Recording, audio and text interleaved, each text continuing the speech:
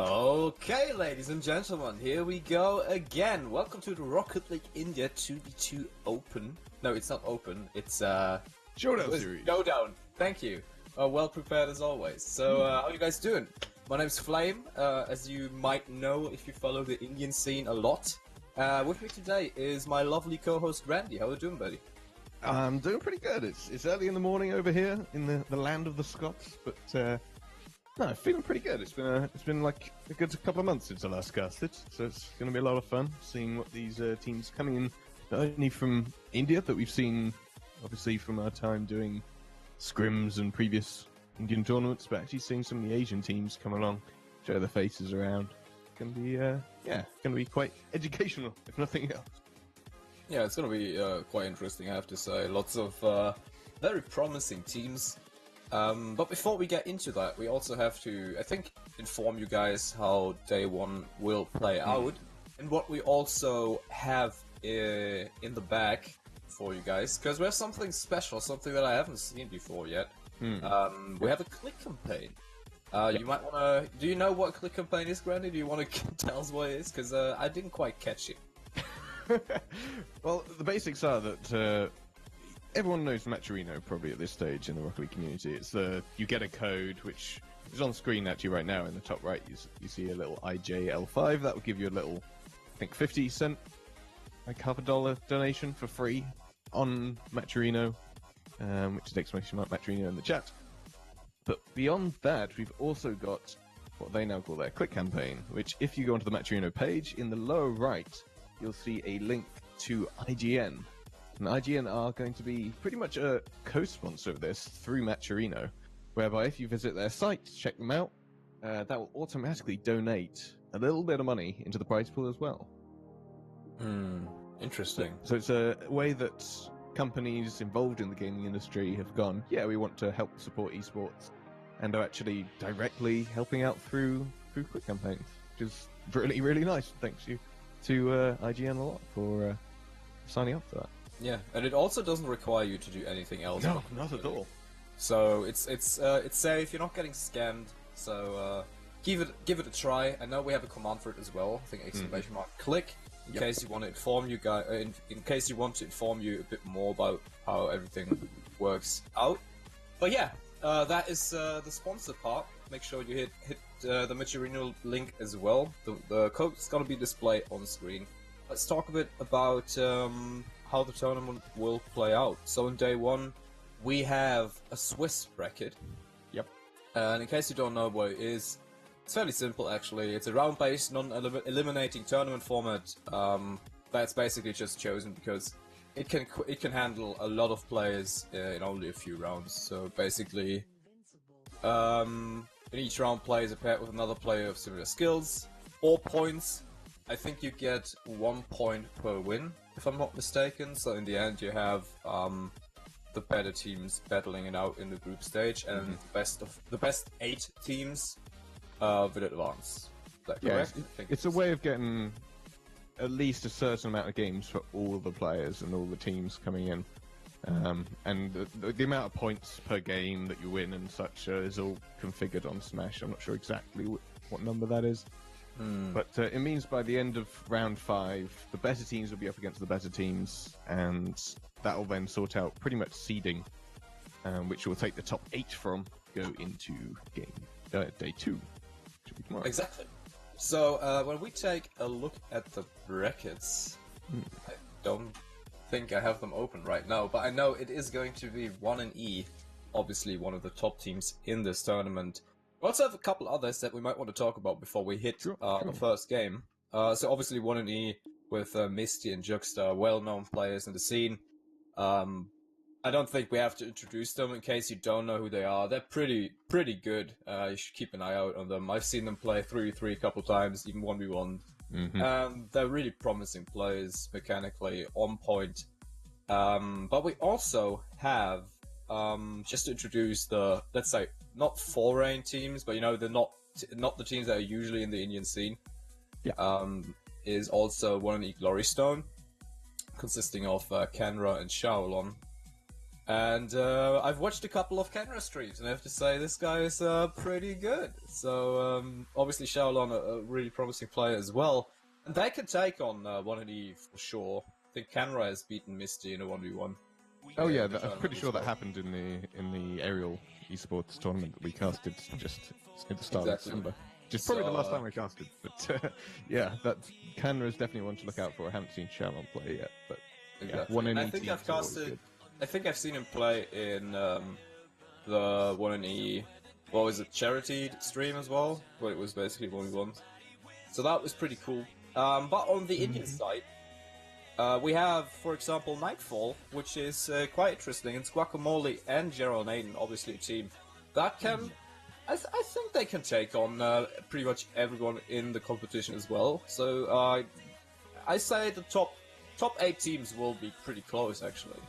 But the top 4, maybe, and top 8 can definitely take on. We also have the Bamboozlers, consisting of Trollbot and Kerwin, which I think is a very promising team as well. And yeah, the rest, I mean, I've seen a couple of players here, Starmelon, Roth as well, the Saiyans, definitely a team to look out for. And the rest, I have to say, I can't really compare them to any other team because I haven't seen them play. But I hope there will be 1 or 2 upsets happening of people that can take on the bigger teams, hopefully. I mean, I've seen Manjeet here, Crucian and Mindkiller, names that pop up as well.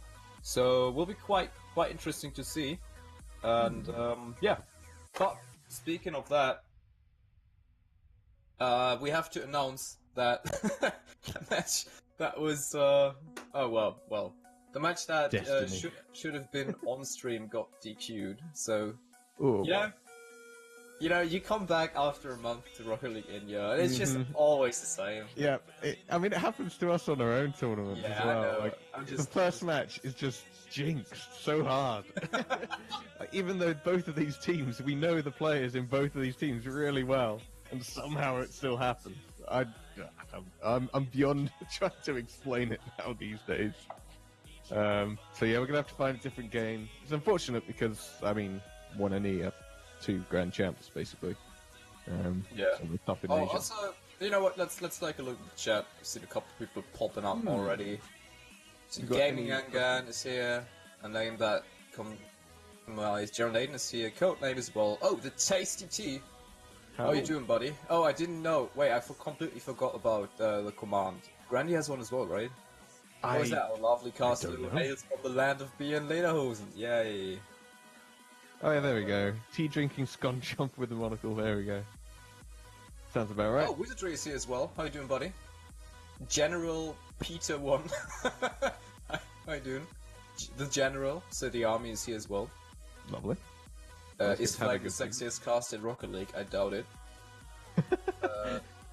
There's a couple of more questions, like when are we starting? Obviously, we're just waiting for the new match to come on up. One of our moderators is looking into which exact match that is going to be, because obviously that's a bit of a... Yeah, but in the meantime, we're trying to keep you guys entertained, so if you have questions, let's do a little AMA, shall we? Oh, by all means, if anyone in the chat does have questions for us or for Rocket League India in general, then just fire away. We'll do our best to answer. We're in most of the staff chat over there, so probably have the answers to those things. Yeah, a couple of people that I haven't seen before. 42 Error, welcome as well. Suki Meta, Super Wavy, Frog Gamer, TDM. Okay. As well. Codename, obviously. Prize pool only through Matcherino. I think if you want to donate to the prize pool, you can also do that. Just contact one of the moderators, I think admins on RLI. If you haven't done it yet, make sure you hit the Discord, exclamation mark Discord, to make sure to come by there. Oh yeah, and whilst in fact, this is the perfect time whilst we're waiting. The Matcherino code has just switched, so it's EESA if you want to give a little bit of free money, and maybe add some extra quick campaigns and such on there. So in the meantime, do start putting up that prize pool, which has already gone quite high. I've just noticed that we're already above $100. What? Yeah, that's pretty high though. Oh, Has Tasty again spent just a tremendous amount of money on Jandre Sonekus. Do you recognise the name? No. sounds like a character from has Harry. donated $100. Oh wow! So Yeah. huge thanks to the bud. I hope he likes Harry Potter. So he's not offended by my reference. He sounds like a guy from Slytherin. You know, it's the son of Snape. Snake, that's the one. Snake. It was a while ago since I watched those movies now, but yeah. Oh yeah, I should rewatch them. They're quite good. Yeah, not bad. But yeah, $100, that's insane, man. Oh, Shanka's asking. First of all, he says, "Hey, Granny and Flame, love you guys. How are you doing?" Oh, we're doing all right, I would say. Having a good time. I haven't been on stream for a while now, so I'm kind of enjoying it, especially not with Grandy. So, I think I'm doing good. How are you doing? Yeah, no, I'm doing pretty good. Slowly, I'm killing my body during the weeks because I've started doing proper exercises, and so the weekends are now sort of slowly catching up on myself. But yeah, no, I'm feeling much healthier these days than I was. I've come back to the casting scene a bit refreshed, I could say. But no, it's going to be interesting how it goes, because obviously casting is something that it's like riding a bike, I imagine. Yeah, it's we'll be alright. Oh yeah, do you expect some long hard flicks today? I'm expecting quite some long hard flicks today.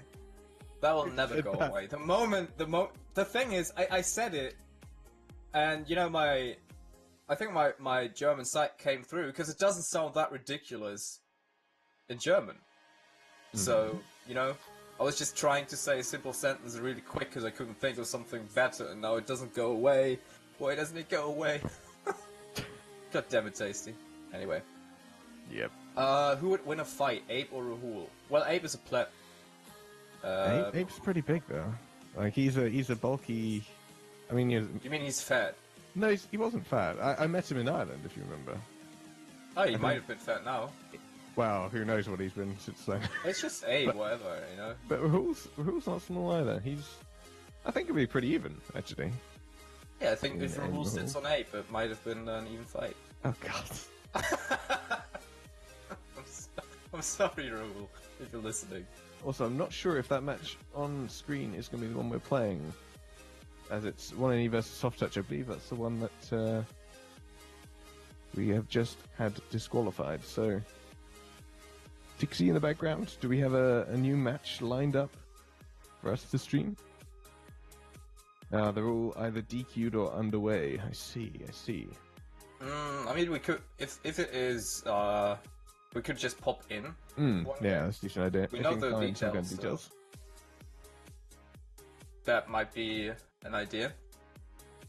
Any fan rewards? Yeah, if you spam, can't think of something on the fly right now. Let's not spam at all. But yeah, there are no fan rewards. I mean, if you donate $100, I'll give you $1 back. Oh, you get a picture of Grandy in underwear. I don't know if you want that. Holy crap! No, you do not want to see that right now. Wait a couple of months, maybe. Christmas. It's not summer yet, so you don't have your summer figure. What you're trying to say? Well, I've got fur as well. I'm just saying. Yep. So you can get a very sort of gangly, terrible selfies from both of us. How about that? No, you don't get that, by the way. It's just a joke. Please don't. No, we were kidding. The problem is that everything that we say right now is recorded. That's true. We can be held to account for this.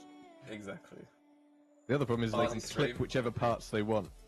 So they could just clip out the bit where we won't. We can't keep up with the chat. What's going on here? Yeah, what's going on? Good, Flame sexier than Grandy. Damn, son. Oh, I'd agree. Hey! Nah, it's fine. Some Hindi that I can't understand. Wait, where's the reaction from when I said that Abe was fat? Didn't he react to it? I don't see it actually. No, I don't. No, he did not. You're saying that we ignored all the questions. Which questions have we ignored, man? I haven't seen a question yet, besides that long hard flick one. I mean, we are expecting some long hard flick, to be fair. With the teams and players that we have asked today. for AMA and ignored all the questions. Where are the questions? That's what I'm saying, yeah. I think we've been answering them.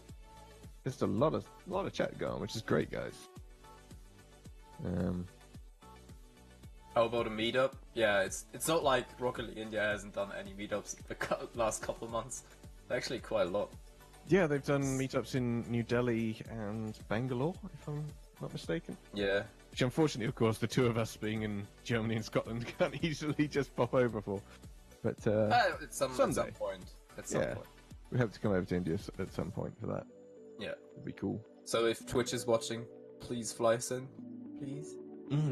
Yeah, let's get the show for my, our beautiful, sexy cars. Look at that.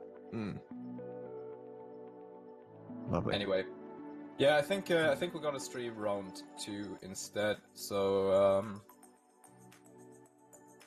that's unfortunate. Couldn't find a game from game 1. Indeed. Nice cars. Thank you. I think I'm quite happy about my car because I have no Rocket League items whatsoever. And this is the best I can come up with, by the way. Also, I want to say, the champion wheels. God damn it! Have you seen them? Have you put them on already? Well, yeah, I've seen them. Yeah, I've tried them. Oh, you like them or you don't like them? No, I don't like them. You don't like them? Okay, I prefer them more than the previous champion wheels.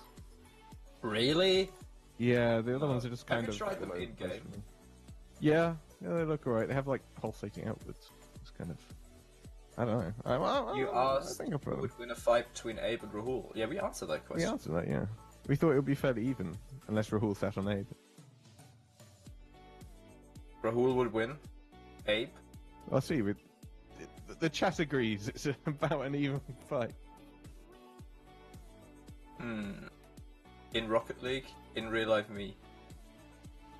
I know. I don't know. We've seen the way Rahul's hand movements are ever so, you know. What do you mean? Rahul's hand. Yeah. The classic What do you meme. think? So he's like disturbed in the hand-to-eye coordination. He's like trying to slap somebody and just hits himself like that. That explains why he has some. No, I'm not. I'm not trashing Rahul. He's not here right now. It's unfair. He can't defend Oh, himself. that's true. He isn't actually here today. He was involved in some of the setup for today, but he isn't actually around on stream. As I think he has some kind of event, wedding, something or other. Can't remember exactly. The chat is getting to us delayed. Oh yeah. I mean, we have a delay on. Pretty sure. Definitely. It's about 50 seconds-ish, roughly. 50 seconds delay. Well, if you imagine it's going not only the usual 20 seconds we'd get if we were EU cut, sort of streaming to EU, we've got the extra time for it to get to us. We're here. Yeah. The extra time on that. With the routings throughout Asia, all the way across Europe. So we got. So just bear with us. Can't do anything about it. Mm-hmm. Yeah. Champ wheels is like ALS, S, X, GF. Disappointing. Oh, here we go. Wow. Holy crap. No, I don't know. I don't Tasty just going straight for the jugular. The problem is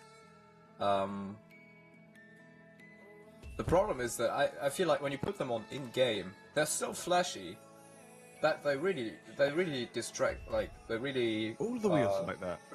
Well, I say that, but if you look at, I think I'm using the silver wheels. The silver raw wheels are actually quite nice. They're kind of silvery white. They're like having white wheels. I like the gold and the bronze one the most. They're not, they're just really nice wheels. But what do you guys think? Who are your favorite? Or what is your favorite wheel? Yeah. Oh, we got another question. Who inspired you both to be a commentator? Nobody really. We inspired ourselves. No, honestly, like if we tell the story, it's just we've done it for the lols and we stuck to it. Yeah, like goodness, how long ago was that now? I mean, it's weird to think that in a few months it will actually be a year that we've been doing this sort of on and off. Yeah. It all started with a 2v2 hoops tournament for a community, guys. Yeah, a tiny private, like, invite-only community. Fair play. That was... I mean, it was just like, why not? Why the hell not? Just cast it and stream it. Sounds like fun. So we did that, and then along came Rocket League India, and we were friends with some of those guys, and somehow just landed in Community Cup number 3, and we stuck with Rocket League India and moved on to various other orgs and casted them as well. So yeah, and since then, pretty much improved a lot. I don't want to listen to the 2v2 match. I hope there's no record of anything from that, because it was... Oh, from our hoops, or... Yeah. Oh no, we've definitely got records of that. It's on my YouTube channel, man. Oh really? It's not terrible, actually. It's not but, actually you know so what? terrible. We can rewatch that someday, I think. But I can't handle the cringe, I think. Well, we can do one of those classic look back at our oldest video kind of videos. Yeah. In case, guys, why we have a Rocket League India podcast at the moment, we're trying to bridge some time, because the stream, the game that we wanted to stream, unfortunately has been disqualified, and the rest is already going. Yeah. So, yeah, I mean, it's up to you guys. We can have a little talk session here and wait until the first round is finished, or we can just head into a break and you can listen to some nice NCS music. But I actually kind of enjoy talking to you guys right now, so it's up to you what you want. Yeah, I'm asking because you would be doing the work in EU, but why did you choose India? Well, we didn't really choose India. It was just as Grandy stated, we were pretty much, doing it for the fun. Then Rocket League India approached Grandy, I think, because you knew Rahul or something. Yep. And they had no casters and asked us to do it. And we've put in quite a lot of work, I remember, before doing our first proper cast. Like, we were watching RCS replays, doing analysis. I actually polished my cast to English quite a lot. Oh yeah, I remember that. That was that was a horrible. fun time. Like like a page or so of just vocabulary, of just random words or phrases that can be used in various situations. I think I have the sheet still around. Oh yeah, we've got it on quite Google Docs interesting. somewhere as well. So I have like two pages of just phrases and words to use during the cast. And like my first proper cast was the game was in front of me, and I've somehow taped the sheet or the sheets underneath my monitor. Really? So I was like always looking down. And I had like a worse mic as well. It wasn't that bad, I guess. No, it wasn't bad. It was quite interesting. I have to say, to come to that point right now where I can just cast on the fly, Yeah. it's actually quite nice, I have to say. So I kind of like that. I mean, today's tournament is one that is difficult to prepare for.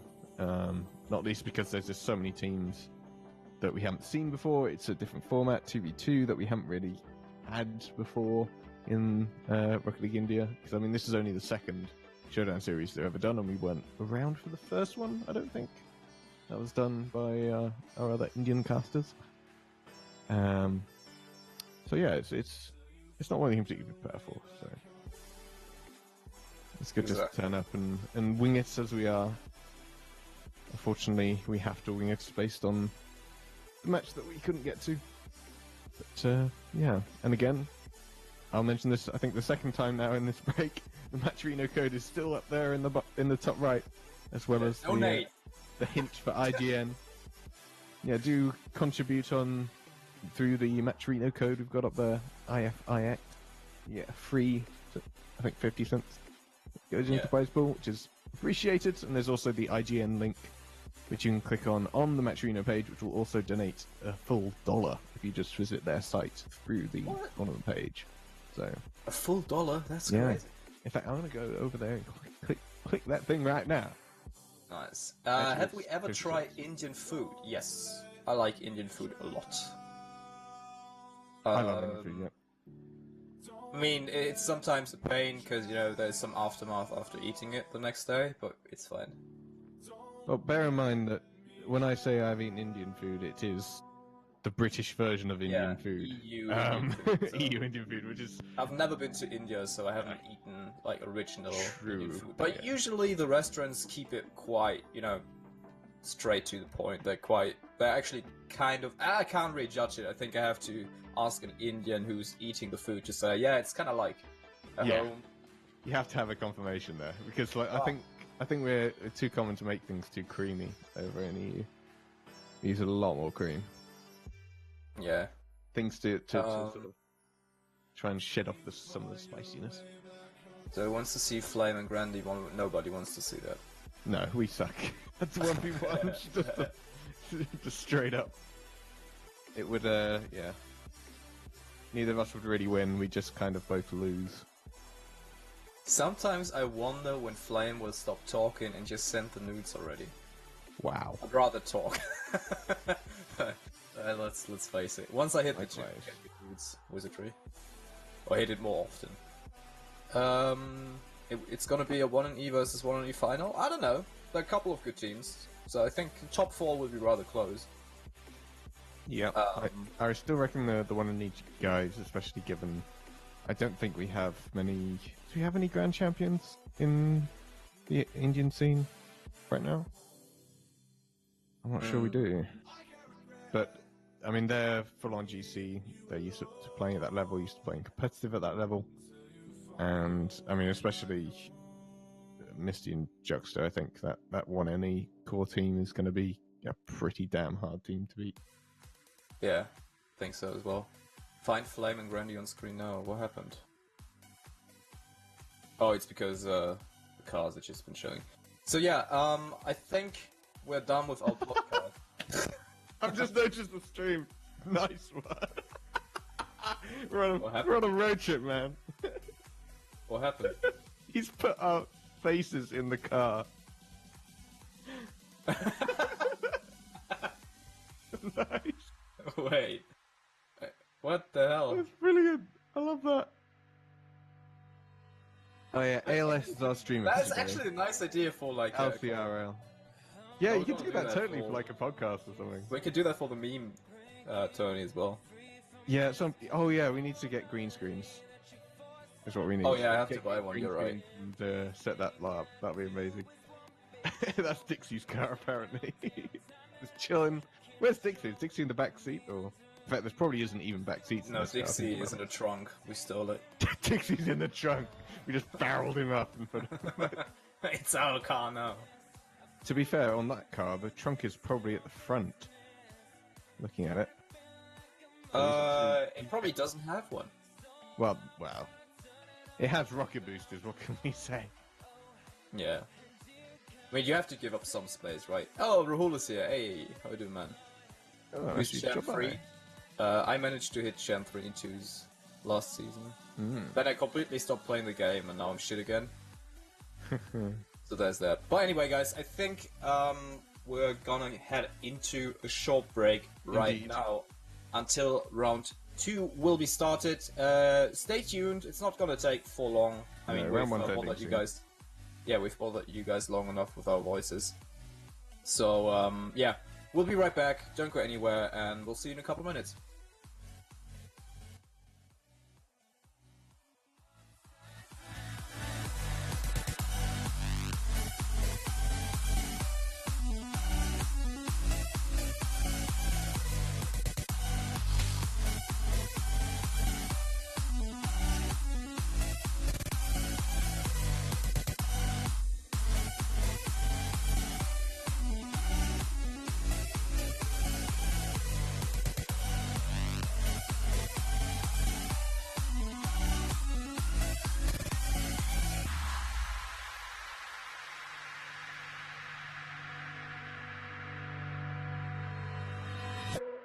And don't tell me that I need saving. Finally awake and living. Yeah, yeah. The pressure inside was building. I felt under attack. And now my mind's attacked. And I've chosen my path. I've chosen my path.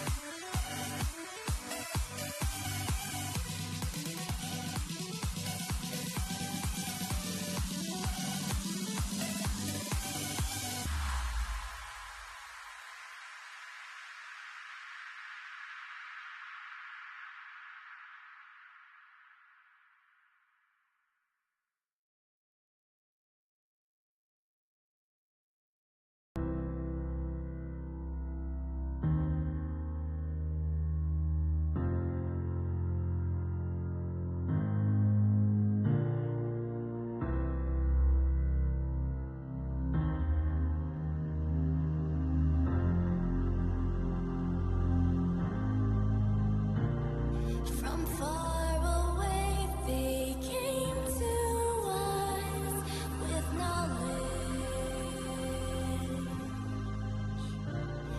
They changed our world, then left us without warning. They will return the day when they are needed. Our gaze is shifted upwards to the sky.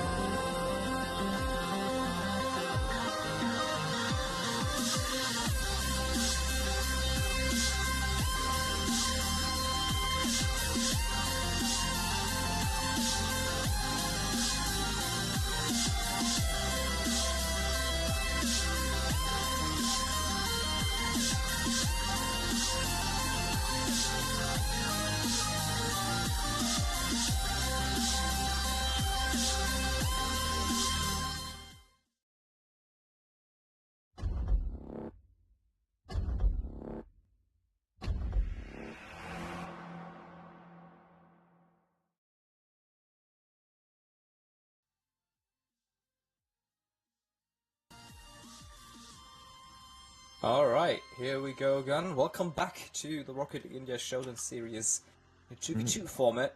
And sorry guys again for the bit unfortunate round 1 that didn't exist due to disqualifications. But we're gonna have quite an interesting game, I would say. So next up in round 2, gonna see one of the 1E teams. Gonna be 1E versus Aerial X. So that is Popo and quite Epsilon interesting. Sam Exactly. playing for Aerial X. Obviously, we've seen Popo in many previous tournaments, many community cups. I can't remember which exact team was he on. I remember he played with Soft Touch. Chica, and was that Soft Touch? Oh No, yeah, it was Soft Touch, right? yeah, it might have been Soft Touch. Or was it Liquidy? It might have been Liquidy. No, it was a couple teams. Yeah, I think it was Liquidy. But they don't Anyway. exist anymore, so... He's a very aggressive player, very capable. So it'll be interesting to see how he goes up against. I mean, the one in his squad of Misty and Juxta. Juxta being also very aggressive. I was looking up his stats before we came into the tournament, and his goal participation is like 60% goals, 28% saves, 12% assists. And then Misty is like equal between all three. So actually the combination of the two of them should be pretty potent, really. Yeah. I think, honestly, in terms of predictions before we head into the game, this is going to be 1E all the way. Yeah. But I have to say, Popo, obviously, you've already talked about it, so I don't have to repeat. But Epsilon Sam, on the other hand, is... I think I've seen it the first time in one of the our India tournaments, and I was amazed how good this guy was in defense, and he had like a 300 ping. It was mad. I couldn't believe that he was able to actually play really well with that high of a ping. So it was quite interesting to see how it will work out. But yeah, who do you think? First of all, guys in the chat, who do you think is going to take away the best of? Is it best of 3 or best of 1? Best of. I believe it's best of 3. Best of 3, yeah. So who's going to take away that best of 3? Is it going to be 1E? Or is it Aerial X? And also, Grandy, who do you think is going to advance? I mean, I'd love to be interesting and go, I reckon it's going to be Aerial X because this, and this. But honestly, I don't have anything I can do for that. It's going to be 1NE. I'm sorry, Popo. But I think, as I said, the combination of these two players, Misty and Juxta, with the stats they've got and the history they've got in previous tournaments, I think, it's pretty one-sided. Yeah, and without further ado, we're not going to tease you guys any longer. We say, let's bring him in, let's see how this will perform. Can Aerial X complete, or can Aerial X show us the big upset and beat 1NE? Or at least take a game of them. That would be quite successful for them as well, I would say. That would be nice. But yeah, let's bring it in. I know that they haven't joined the lobby yet, so that's a bit unfortunate. Yeah, waiting on 1NE just to react to the new round. Obviously, it may be a different format than the players are used to seeing, because it's not a classic bracket. It's a sort of round-based 1, 2, 3, 4, 5. of which we're streaming one per round. So this is round 2. In fact, most of the teams did win 2-0. I think there's only one series that went 2-1 between Team Hope and Team Fume. Oh, Team Fume has Manjeet. That's the name I recognise. The rest of the players are kind of unknown. But, yeah. A couple of teams that I thought would show up actually got disqualified. Might be due to timing. I know that a lot of people, a lot of players have exams at the moment. Yeah. So they're quite busy, I would say. So yeah, Aerial X is in here as well. So let's see how it will work out. Oh, we have Dino in here. Hello, buddy. Howdy. Wait, what's that It is badge? a Twitch admin. Oh, Twitch admin. I think he has been in here before, so Yeah. welcome back. Nice to see you again. Great to see you, man. So yeah, say hello, show some love in the chat, guys. To Dino. I don't know how to Oh pronounce god, that name, no, so- I'm not willing to say it's one or the other. It could be either. Yeah, exactly. So yeah, we're waiting on 1E right now. Mm-hmm. Man, we have done quite a lot of talking already. This is probably not an RLI 2v2 showdown. This is honestly the RLI Flame and Grandy podcast. With some, With some League. matches. Yeah, with some matches. Can you change the title, please? Anyway. But no, it should go underway shortly. Those guys usually respond pretty fast, so... Yeah, I mean, obviously, you've briefly talked about it. It's the Swiss format, which is quite unusual, I would say. Although I like it a lot. Mm-hmm. So it's different, but it really gives you some, I would say, better, more consistent results. In my mind, It I don't should know if do. that's... In theory, it should. And it's a format that we're trialing, also potentially for use in the Asian Open, which of course was teased not too long ago. Unfortunately, we had to push that back, but it's possible that we're going to be using the Asian this Swiss format in the Asian Open as well. So if this goes all well, do give us feedback on our Discord. We'll have a tournament feedback channel, no doubt, as we usually do, in which you can tell us how you felt the Swiss format did in terms of matching you against good teams and, going into day 2, getting the right teams and the better teams into the main tournament. He said it's no die, so it's Dinu? Anyway. Dinu. Anyway, the players are in. Let's get it going. There we go. Here we go. God, this feels good. All right. 1NE versus Aerial X. Let's be having you. Alright, here we go. The first game of today's stream is going to be 1NE and Aerial X. In fact, it looks like 1NE has already a strong start. Popo gets lost in the corner there, just trying to fake him out, but so does Popo. Sam coming in to help him out. Good pinch from Misty into the midfield, but nobody's there to pick it up. Juxta coming in. Sam playing with fire right there. Manages to get it past Juxta. Second touch from Sam could be dangerous. Going towards the goal. Misty is forced to go for it. The easy clear to the side. Counter attack now from 1NE. Can you make it quick? That is playing in the midfield. That is dangerous, and that is surely a goal. 1NE. Yeah. If you look, I mean, both players into that back corner on the 1NE side. No chance in the world for Popo or Sam to get back in time. It's actually not a bad carry from Sam up to the other end of the field, but Popo was just too close and not able to react to the defensive play from Misty. So, good counter-attack, but that's going to be reacted to straight away with an own goal. Yeah, I'm not quite sure what happened there. That was a good kickoff. Brilliant kickoff. Misty just trying to control the ball, underestimating flatness of the Batmobile entirely. And quite an unfortunate own goal there. I mean, Popo was typing in the chat, go easy, but that might be a bit too easy. Yeah, maybe. I'm not sure how used to Misty is with the Batmobile. I always thought that Juxta was more the Batmobile player, but maybe that's changed. I'm pretty sure they can play all, but Sam showing some mechanical skill here. Again, the second time he's dragging the ball across the field. Not sure if that does anything against Caliber player like Misty or Juxta. Oh, Misty just passing it to Sam again. Oh, huge backfoot, man. That was quite close. Could have been dangerous. Juxta was there to help him out, though. But still, you might not want to take any risk when it's just 1-1. But yeah, 3:50 on the clock. Anything is possible at this moment. Looks like Aerial X actually putting up quite a good fight. Yeah, no, it's been pretty even. No real advantage to either side so far, based just on the fact that the goals haven't been all too, convincing. They've been pretty easy setups just after a basic overcommit. So, definitely chances for Aerial X to hold on to this. Good advance again from Sam, trying his best to put some pressure on the ball. Here comes Juxta. Popo was ready on the line. Quick aerial, contests the ball. Good enough. Here comes Sam again. Misty is already waiting up the wall. Goes for the ceiling shot. Popo isn't ready for that. Hits the post. Can Popo hit it again? No, he misses it, and that is an open net. Juxta 2-1 for 1-E. Yeah, I mean, Misty had to go so far down to hit that shot. The Pepper was a bit flailing. Not sure where Sam was off to, out in the edge of the box.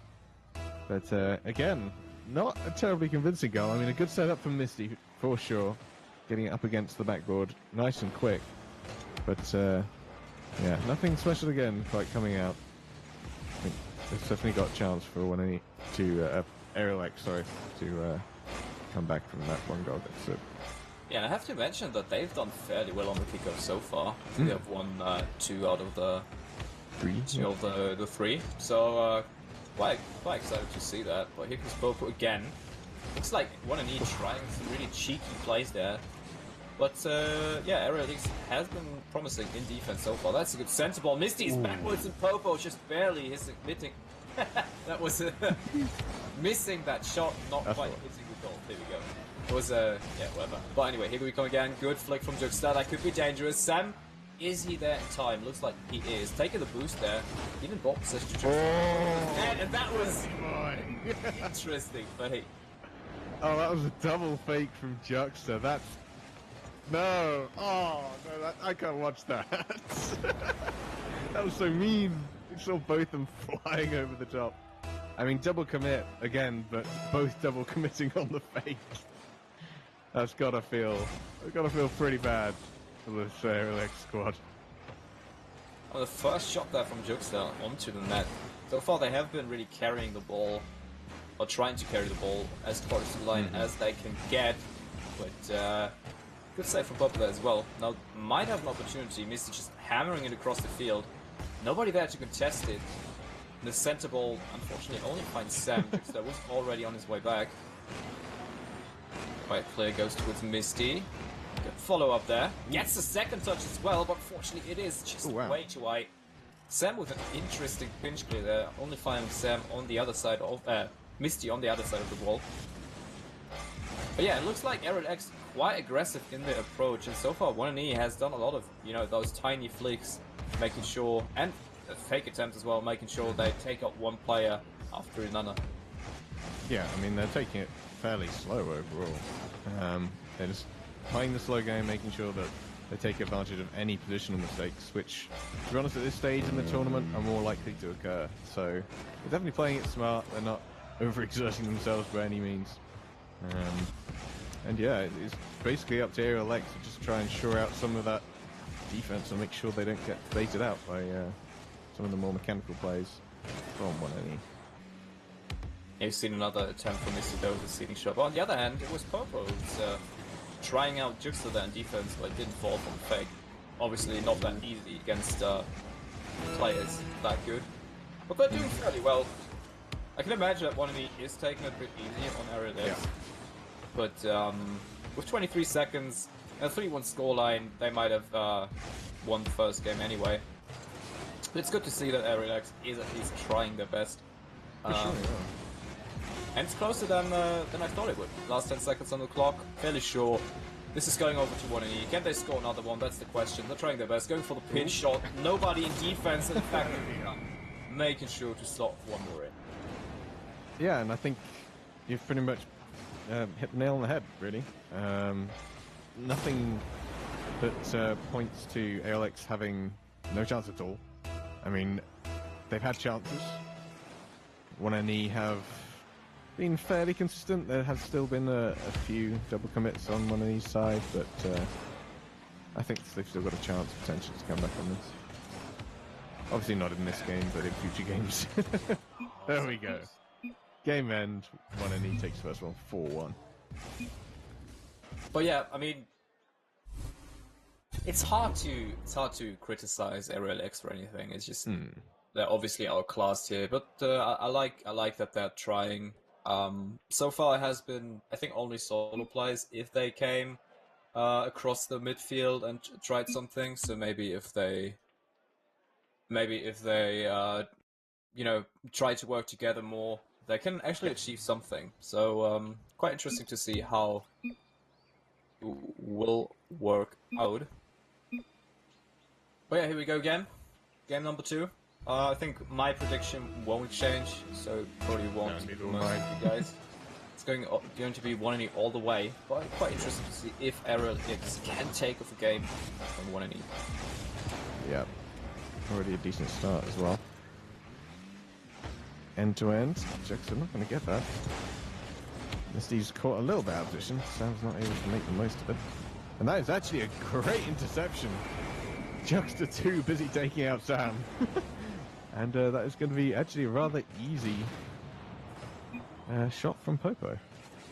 Yeah, good setup there from Sam, utilizing the wall as good as he can. I still felt like Misty was just patiently waiting there. Not quite expecting Popo to hit it that hard, but beautiful shot from Popo there off the side. And yeah, in fact, RLX is taking the lead. Misty trying to go for, I don't remember how that flick is called, but it didn't quite succeed, so it doesn't matter, I guess. Nope. Here comes Sam, challenging Misty off the wall. Quite interesting bump there, but ends up being ball possession for Sam anyway. It's a center ball, but Popo isn't going for it wisely, because Juxta was already there. And again, a really nice fake there from Juxta, setting up Misty, but he's not there. Popo just has to pick up the ball in the corner. Here comes Sam again. Doesn't quite go for the challenge, decides to go for the boost instead. Misty, does he see Juxta in the midfield? Yes, he does. Juxta again with a nifty fake, but here comes Popo with the hero save last second. Yep, Juxta was trying to lift that over him, hoping that he wasn't quite going to get there in time, getting as powerful a shot as he could from where he was, which wasn't much run up. In fact, he's going to score here. Misty trying to steal it. But yeah, an interesting passage of play. We saw Popo completely overcommit initially, and even in this right leading up to the goal here, Sam caught out in the midfield as well. Out-rotated in the transition from defense to offense. Yeah, that's something that we will likely see a couple of times, because given my experience, rotation in 2v2 is actually really, really important. And here we go again. Speaking of rotation, if you miss position, you will get punished like that. Popo going up way too far. Juxta, powerful shot there. Out of nowhere, pretty much. But you have to expect that from those players. Right, and it's something that you can react to as well. It's something to expect when going up against Grand Champion players. The potential for them to do something aggressive and actually dangerous towards your own net is going to be higher, naturally, than your regular ranked queue with champ level players. So that's something that one you can definitely pick up on and try and react to. Oh yeah, and it is the musty flick here, right? Tasty flick here. Good pass there from Mr. Juxta. Sam is completely lost on the line there. And it looks like 1NE is not going too easy on them anymore. I mean, I think he kind of faked him. Sam also went for the Feels backflip man. Yeah. So, damn. I mean, it was a good pass as well. I mean, it's something that's harder to properly pull off in twos, just because you have less people to aim for. But it seems like 1NE are trying to go more of the passing plays. In fact, that was an interesting half rotation there. Actually a bit slow. In fact, this may be a chance just to pre-jumping that one. Fortunate that Popo did not go low with it. Yeah, Sam off the ball there with some early aggression, contesting the ball early. That's something that you probably want to do versus 1NE, because once you give them time and space to set themselves up, they're going to be dangerous if they hit the ball. Like oh no! Popo also not quite sure what happened there. That could have been an opportunity, because they demoed one of the players, creating some space. Juxta trying the ground pinch. The ball is just flailing across the goal, hitting the inner side of the post. Sam with the one touch that he needed to save that one. 2 minutes and 20 on the clock. Can RLX come back from this? I don't know. What do you think, Fred? Yeah, 2 goals. It seems unlikely, especially as one doing a pretty good job of keeping them boost starved as well. That entire patch of play which had the ball floating across net, they were pretty much without boost the entire of it. But at least they're still managing to get some possession. They're managing to still push it back into the one enemy half. It's not all attack. So, not the end of the game. I think they still have a chance to get a couple of goals back maybe. But I don't think one NE is going to be held down for that long. A bigger problem that I see with RLX here is obviously the mechanical misplays and the misses, but also the spacing. You always see that once they have an attack, 1NE is just, you know, they're just standing in their half waiting for the ball to come over to them, and then they just start a quick counter-attack, and RLX is most of the times in a dangerous position, just like that, and Juxta, easy time slotting that one. Yeah, Popo way up in the other net. Sam, unsure whether to go for the block or go for the boost. He went for the boost. To be honest, I don't think he would have gotten to either. He probably just needs to rotate and try and get some kind of lock on it. So, decision making, split second. I mean, that would have been a hard one to save regardless, based on the position he was going into it. But, oh! Attempted demolition from Juxta is going to put Popo right off in his defense. Yeah, speaking of decision making, Popo went for that corner boost there from 1NE while Misty had possession. Didn't quite expect him to have a lot of boost and to carry that ball across the field, which he unfortunately had. So yeah, I mean, we would talk about decision making. There's your perfect example, but that could be an opportunity for RLX. Sam with the first shot attempt. Can he hit it the second time? No. Misty is there, was in position as well. But here comes Popo trying to dribble the ball across the net. Finds himself on the wall, but Juxta is already waiting there, just tapping that one down. Little miscommunication there by 1NE, but I mean, they're up 5-1, it doesn't really matter at this point, I think. Juxta trying to display his skill, going for the ceiling shot. Can he make it? Yes, he can, but Sam reading him like a book. Yep, good positioning from Sam. And good choice to challenge early. I thought, for a moment, there was going to be a goal chance, but Juxta manages to come back in rotation.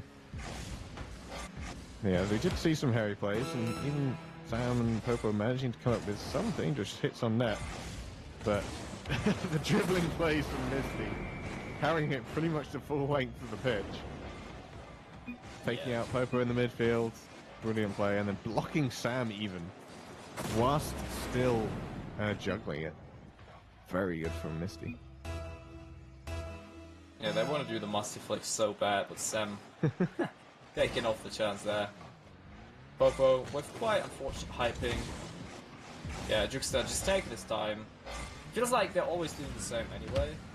But so far, RLX hasn't found a way to quite beat them. And in fact, with the last 10 seconds on the clock, it is going to be 1NE who pretty much showed a bit more of what they're capable of. I'm sure none of the teams that have seen them play and gonna face them in the future will expect a performance like that. Yeah. Doing it quite easy. Juxta looking for that long hard flick, but unfortunately not quite getting it, hitting the crossbar. And here we go, ball's touching the ground finally, and 1NE is going to take game 2 as well, and will advance in the group stage. Yep, indeed, all these teams stay, there is no disqualification, but it means that they go up in terms of rankings, which is of course what we'll be going into day 2. So the top 8 teams from today will be in days 2, like proper tournament, I guess. But no, solid, well, fairly solid performance from 1NE. I think there's still loose ends in there. The fact that they're actually able to get goals, but they haven't shown everything yet, for sure. Yeah, I mean they've shown us the ceiling shots and the powerful shots out of nowhere from the midfield. But that's just a fraction of what they're capable of doing. So I'm expecting them to pop off once they face better opponents. So yeah, looking forward to this. But on the other hand, RLX, they've tried their best. So kudos to them. It was highly unlikely that they're gonna advance against this team, but they've done their best. So Yeah, props to them. But anyway, I think while we're waiting for round 2 to end, so we know what's the next game in round 3, I think there's nothing to talk about. We've talked quite a lot already, so I think we'll see you guys after a short break. So don't go anywhere. Grab a snack, grab something to drink, because from here on, it's only going to be better. And yeah, we're quite excited to cast for you guys. So see you after the break, and be right back.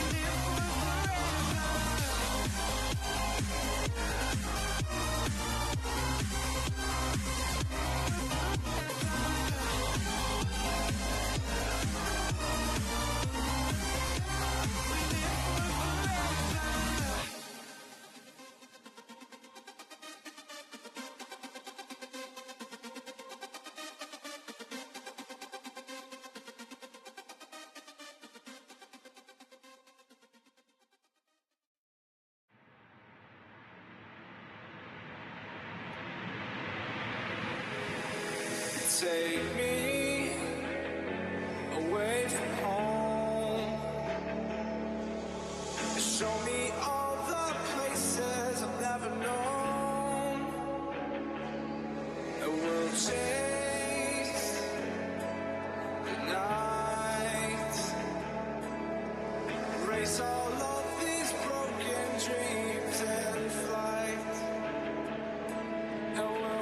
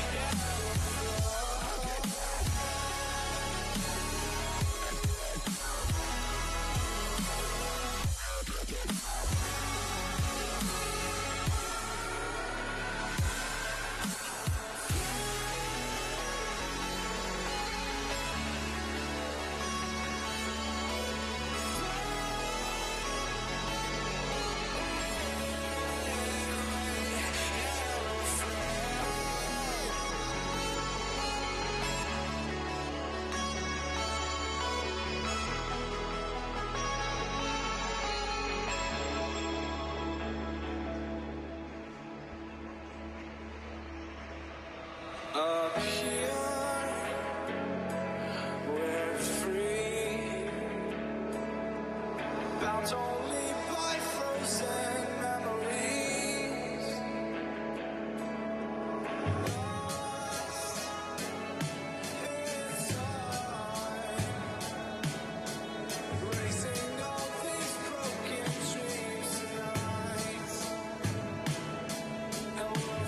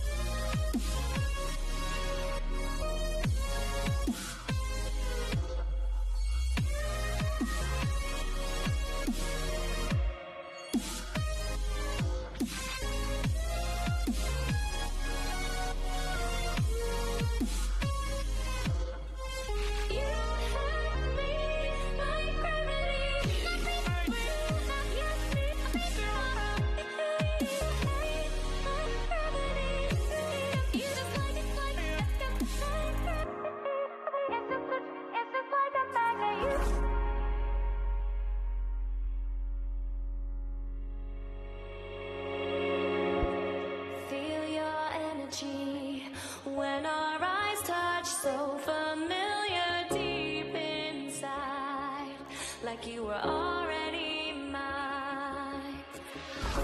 Surreal to me, how you make me feel wild and calm at the same time. Never felt so alive. Thought I was crazy until I reached out and saw your hand there waiting for mine, like the stars had all aligned.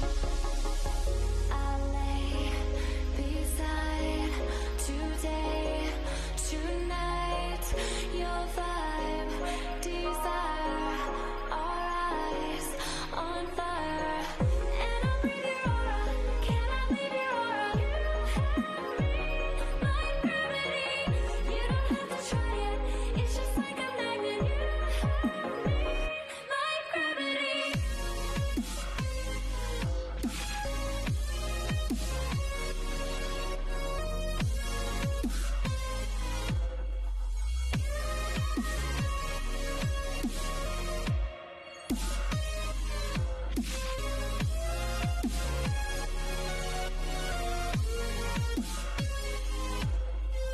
You have me like gravity. You have me like gravity. You just like it's just like a magnet.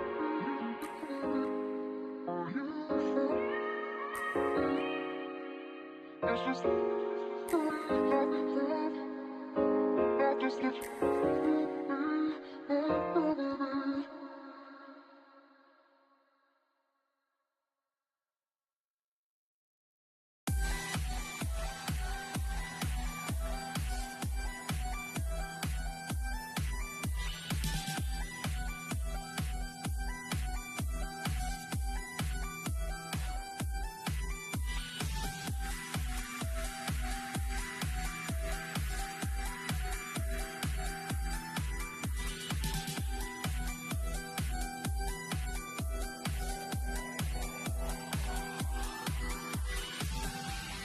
Fire burns as the feeling starts. I build a wall around my heart, but you're breaking it down. It falls to the ground, 'cause I have lost what you just found. The noise all around, I'm drowning it out, like we're the only ones in the crowd. 'Cause you save me now, you save me now, you save me now, you save me now, you save me now.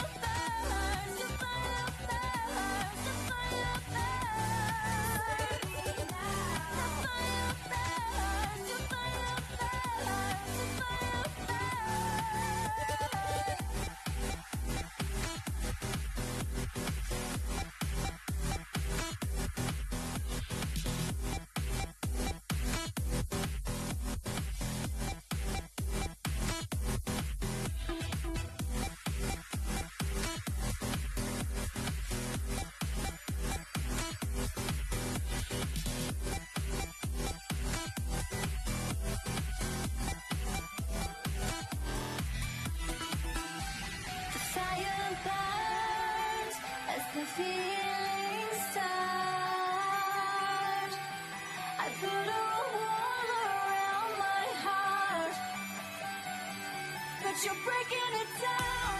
It falls to the ground. 'Cause I had lost what you just found. The more's all around. I'm drowning it out. Like we're the only ones in the crowd. 'Cause you save me now. Save me now. Save me now. Save me now. Save me now.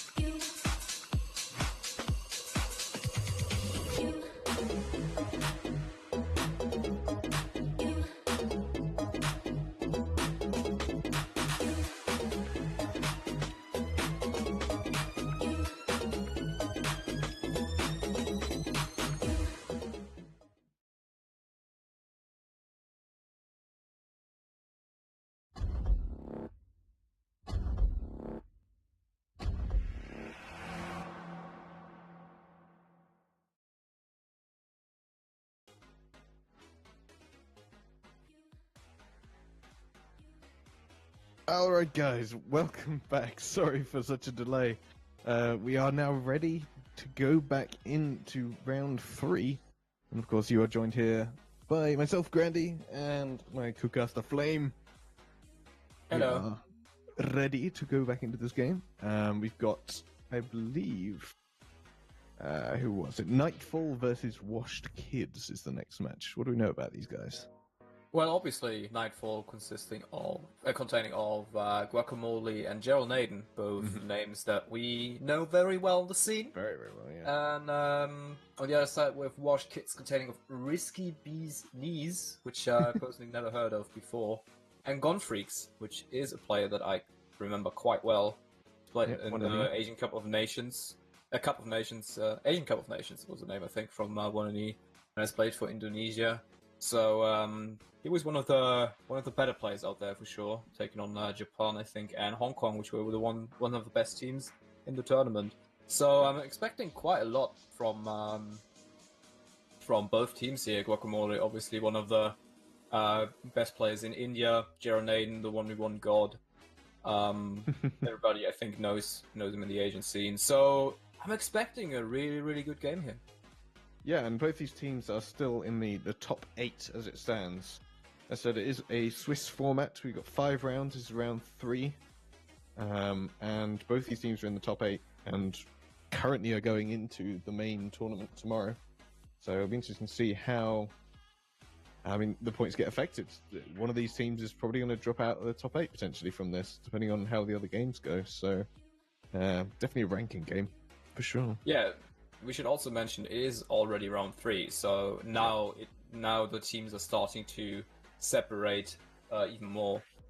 So there's a lot on the line here for Nightfall and Wash Kids. But guys, right when we do the predictions, get the teams in. We're not gonna let you wait any longer.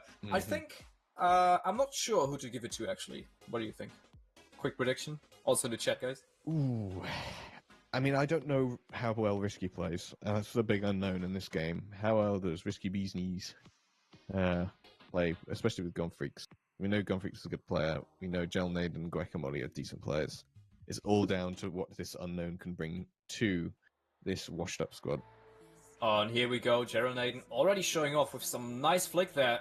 Asking the questions for Risky. That is an exposed net for Guacamole, but unfortunately, the first shot of the match goes wide to the left. And now it is on Wash Kids. Nope, that's Gerald Naden looking for that double touch, but there comes Risky. Good clear into the midfield. Finds Guacamole instead. Gone Freaks. Is he ready for the save? Yes, he is. Good recovery on his side. Oh no. He's taking out Guacamole. A beautiful play there. What a game. What a shot. Yeah, that's pretty much from their own half. Really sharp turn from Gone Freaks. Guacamole had no chance of turning around for that. Maybe he was a little too high up on the pitch, but I mean, that is just great turning from Gone Freaks. Completely unexpected, and Guacamole stuck on his back foot. Yeah, powerful flick as well from Gone Freaks to finish things off.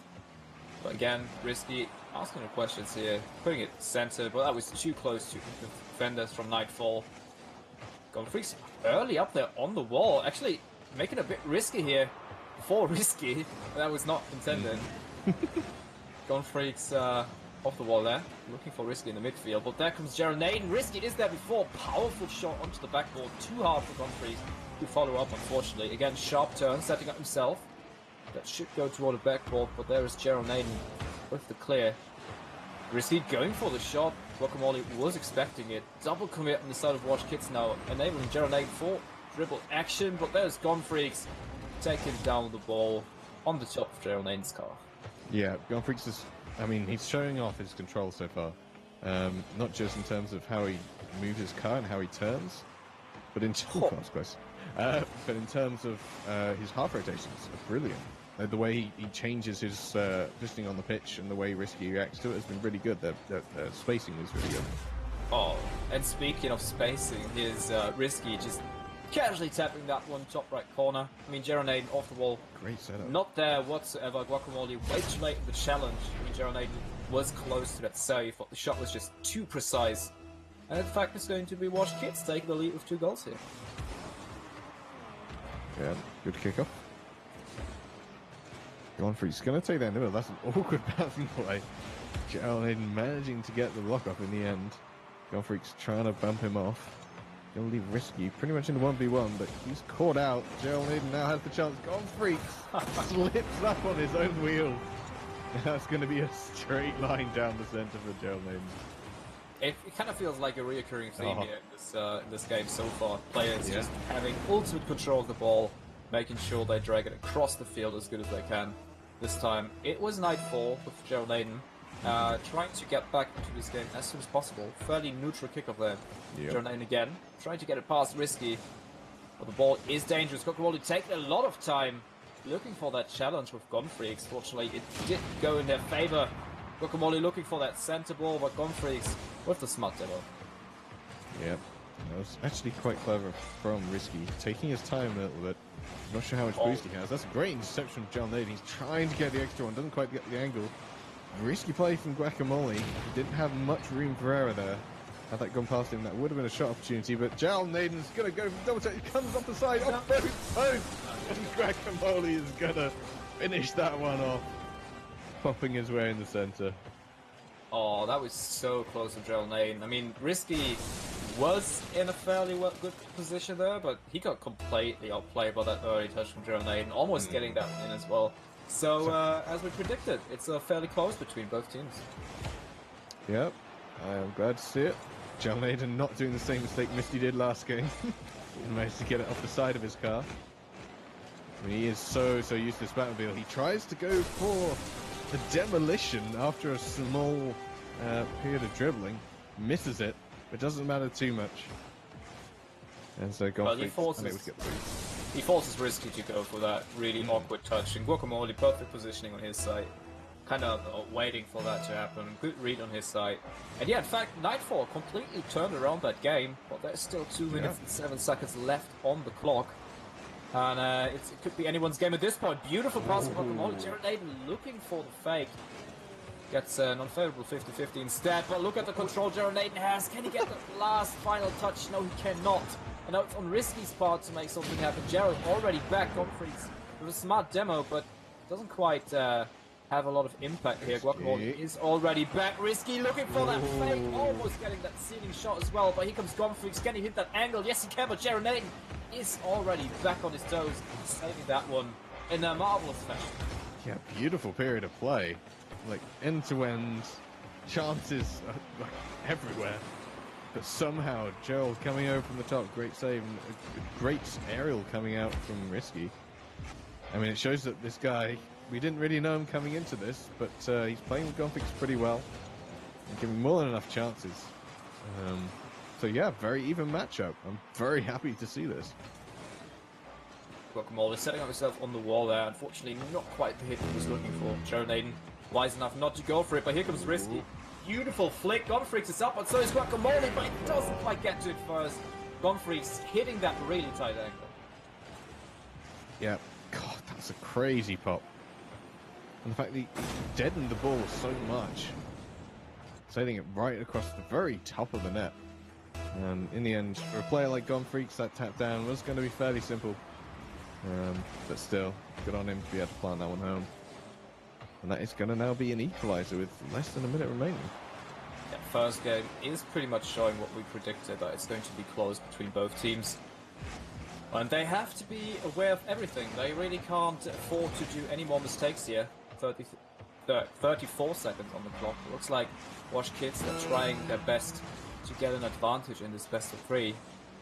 Because Gerald Naden off the backboard. Good touch there. But Gonfreaks is already there. Risky challenge from Guacamole. Somehow got beaten to it. Ball is pretty much dying down the corner. Both teams not quite comfortable going for it. Risky just taking it upon himself to make something happen. With 13 seconds left on the clock. It looked like Wash Kids, they want to seal the deal here. That is, whoever is taking the ball right now is going to have the last attack. Risky going for that pop. Gerald Naden reading that one miles ahead. And that could be a goal. And here we go. Gonfreaks has done it. The buzzer beater in game 1. Yep, Gerald did well to put it down. Guacamole came for... I don't know where Guacamole was going. I think he was thinking that Gonfreak was just not around and decided to go for the boost in the corner. But terrible positioning at the last moment there from Guacamole, leaving pretty much an empty net. Yeah, I mean, he did not expect Gonfreaks to hit that tight angle. That was No. a really tight angle, but a powerful shot, well placed as well. And, well, I mean, you know who you're up against, so you probably should have played it safe at that moment. But yeah, I mean, good on Gonfreaks. Overall, really, really good play here. And I have to say, even after game one, I don't want to give it to any team. Like Nightfall can easily bounce back from this and reverse sweep that match. I mean, if you look at the stats, you have 10 shots on the side of Wash Kids, 11 shots on the side of Nightfall, 5 saves on the side of Wash Kids, and, well, 8 saves on the side of Nightfall. So overall... Yeah, it's a good indicator as well, though. It definitely showed the passage of play. Like, the fact that there's more saves on Nightfall's end. And I think the Nightfall defense certainly needs to be shored up a little bit. I'm not sure how much Guacamole and Joe Naden have played together.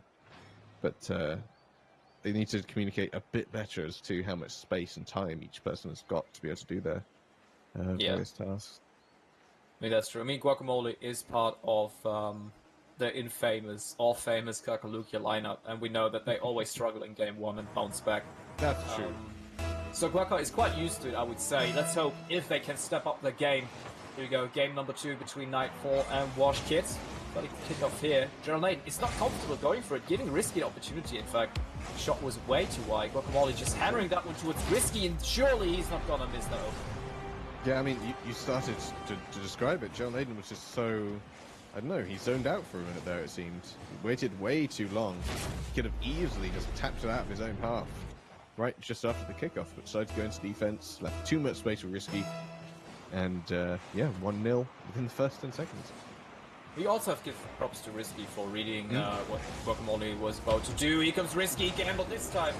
Guacamole is there for the save. Oh no. Yeah, I mean, he was going up the wall there, reading what Guacamole was doing seconds ahead, and pretty much enabling that play. But yeah, back to the game. Gonfreaks off the wall there. Not the best clear. That should be an open net for Guacamole, but he sets it up for Gerald Naden instead, and Gerald Naden making sure to put that one in. Risky isn't quite there. Yeah, unfortunate from Gonfreaks. Just didn't quite get the touch he wanted. I feel like Guacamole probably should have done better from where it was landing. He kind of had a straight shot. Great That was goal. an open net, yeah. Yeah, but hey, he passes it up, Risky not being able to get on the end of it. It's unfortunate for him, but yeah, equaliser again. High scoring even from the get-go. I can kind of see where Guacamole was coming from. He was probably trying to get it past Gonfreaks, which he did. I think Gonfreaks was expecting the shot.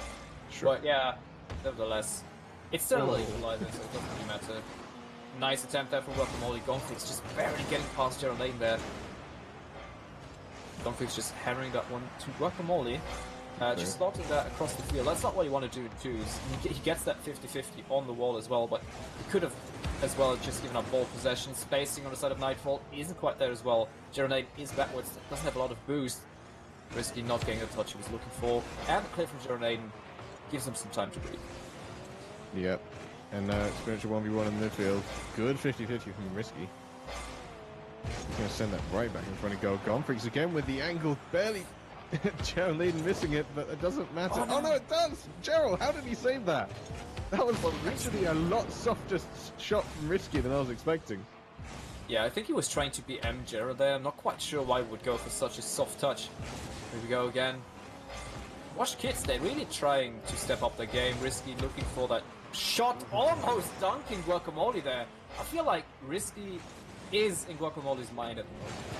Yeah. Again, Risky hitting the backboard. Can he get the double touch? No, he cannot. Ball is dying out in the center.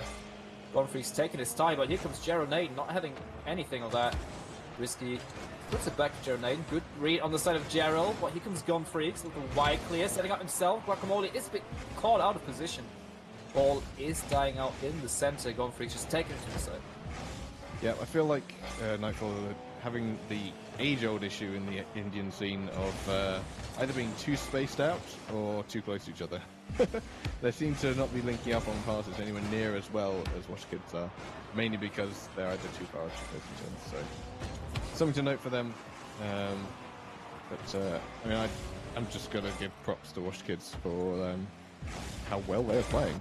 They're really putting it to what are two very good players from Nightfall.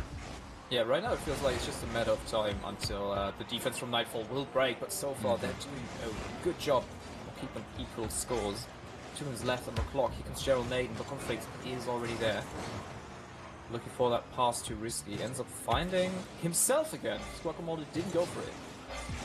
Again, that is a theme that we see quite a lot in Two's teams that don't know the rotation or the pacing of the game. Just having it across the field, pretty much depending on the ball possession. So far it worked out because Risky is forced to go into a 50-50. Gets yet another touch, knowing what Guacamole is going to do. That could be dangerous. Can Risky find Gonfreaks in the midfield? No, he cannot. Pop from Gerald Naden, takes out Gonfreaks. Can you see Guacamole in the midfield? That is the question. Here comes Risky. But yeah, lots of, you know, ping-pongish style at the moment, I have to say. Yeah, no, that was just a blank hit across the pitch. It's a sign potentially of nervousness, if nothing else. I mean, they want to try and get this second game in their hands and through. As you mentioned, it does matter now that we're in round 3. These top teams will start going into the first few seeds, and they want to be as high as possible. But, Oh no! Oh no, Guacamole. Surely. No, Guacamole saves himself. Good on him. Managed to find it away, but yet pulled on again. I mean, he was the powerhouse in the early Community Cups for the Kakalukia squad, so pulling out some of his old tricks. Managing to keep them out for now. Yeah, but don't know what happened to both teams. I mean, I pretty much agree with what you said. It looks like nobody wants to risk anything. In fact, they're doing way more mistakes than in game 1. And with 24 seconds on the clock, you can't really blame them. But yeah, it looks like whoever is going to score here might as well take the win here. If it's Nightfall, they will have a chance in game 3. But if it's Washed Kids, they take the game here. 10 seconds left. Yeah, Gerald Naden's been taken out. What's in the midfield? Risky. This is pretty much the last one. Guacamole has missed it, but manages to get a mid-air bump on Risky. I think that is going to be going into the overtime. First time overtime, I believe, on the stream, if I remember rightly. Yeah. But to be expected from these two teams. Both of them, as you say, playing a bit nervous. Not quite getting the plays together that they were getting in game 1. But Gerald Naden manages to fake out Risky on the goal line. He wasn't sure what to do with it.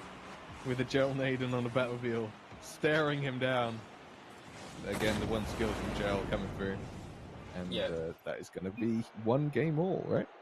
Yeah, looks like we're gonna change the map really quick because of FPS issues for Guacamole. So if a moderator could confirm that we're doing this, that would be great. Otherwise, we'll just continue with game number 3 between Nightfall and Washed Kids. But yeah, I mean, it's pretty much what we said, what we predicted, right? It's very close games. I'm a bit worried that both teams decreased in terms of, you know, skill, I would say. Not really decreased, but they play really, really afraid. They don't want to risk anything, and it seems like they're risking more that way. We briefly talked about it, so I hope that both teams now wake up and try their best. It is anyone's game, because now we see Nightfall and Washed Kids have an equal score in the match so far. Yeah, I don't know, man. It feels like I can't really give them any, or wouldn't want to give them any advice because they've already shown us in game 1 that they're capable of doing amazing things. Yeah, I mean, we have to take the stats with a grain of salt based on the fact that there's 6 saves for Nightfall and none for Washed Kids. I mean, it was still quite heavy in the Nightfall end, but yeah. Washed Kids not really taking their advantages anywhere near as much as they did in the first game. Exactly. So here we go. Teams just have to join in. Guacamole found his way in as well. Game number 3. There's a lot on the line, although it is group stage 3, I think, out of 5 on day 1. Remember, guys, tomorrow will be the best of 8, so make sure you tune in tomorrow as well. Drop a follow so you don't miss out. But here we go. Nightfall versus Washed Kids. Looks like Gonfreaks Guacamole facing the kickoff here. Good kickoff for Guacamole, but Risky is already on the wall. Trying to follow the ball as good as he can. Gerald Naden taking a lot of time here. Going for the boost. Gets one instead. Gonfreaks again. Uncharacteristic miss on his side. Risky looking for the double touch. Finds Gerald Naden instead. Yeah. Good choice from Gonfreaks to go straight in. Not going to get faked out by Gerald. It's always the case where that first defender pretty much has to always go for the challenge in the hope that enough time is wasted, even if they go around and decide to try and take it around you in the end. It's a good choice. I mean, they've got to try and outline game Gerald Naden, who, of course, is used to that kind of thing from his 1v1s. But, yeah, fairly even so far. No goals within the first 10 seconds, which is always nice to see.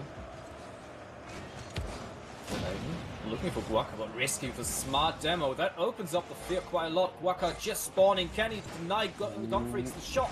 Oh no! And Risky missing as well. But here comes Gunfreaks yet again, hitting it right. That is an open net for Nightfall. Gerald looking for the pass. Is it in? No, it hits the post. Really awkward bounce there. Gerald Naden looking for that angle. He actually hits it, but Risky with the hero save. Last second, Guacamole not going for the pass there. No. Ending over ball possession for Wash Kids. Yeah, I said, not sure how much these guys play against each other. That's actually going to be an open goal. Oh, Corny Joe again, getting on each other's toes. I mean, Guacamole had the chance to pass it across goal earlier and just didn't take it. I mean, going forward in the tournament, especially going into tomorrow if they make it, that's going to be so core to them doing well. Something for them to potentially practice later on today, perhaps. But hey, they're going on the offensive again. Gerald's going to get hit out by Risky in the midfield. Good interception by Gonfreaks. Is he going to try and continue on? No, Guacamole easily going to hit. I'm not quite sure what happened to both teams. This is nothing in comparison to game one. Risky now trying to make something up by himself. Gerald Naden he gets faked by Risky. Beautiful stuff there. Guacamole nowhere near to help his buddy out. Beautiful stuff.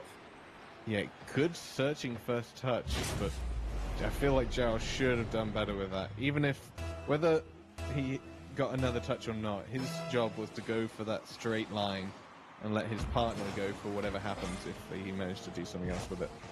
And he was just quite far away from the ball. I don't think Risky actually would have been able to get another touch before he got there, so not great decision making from Gerald, but hey, it is halfway through.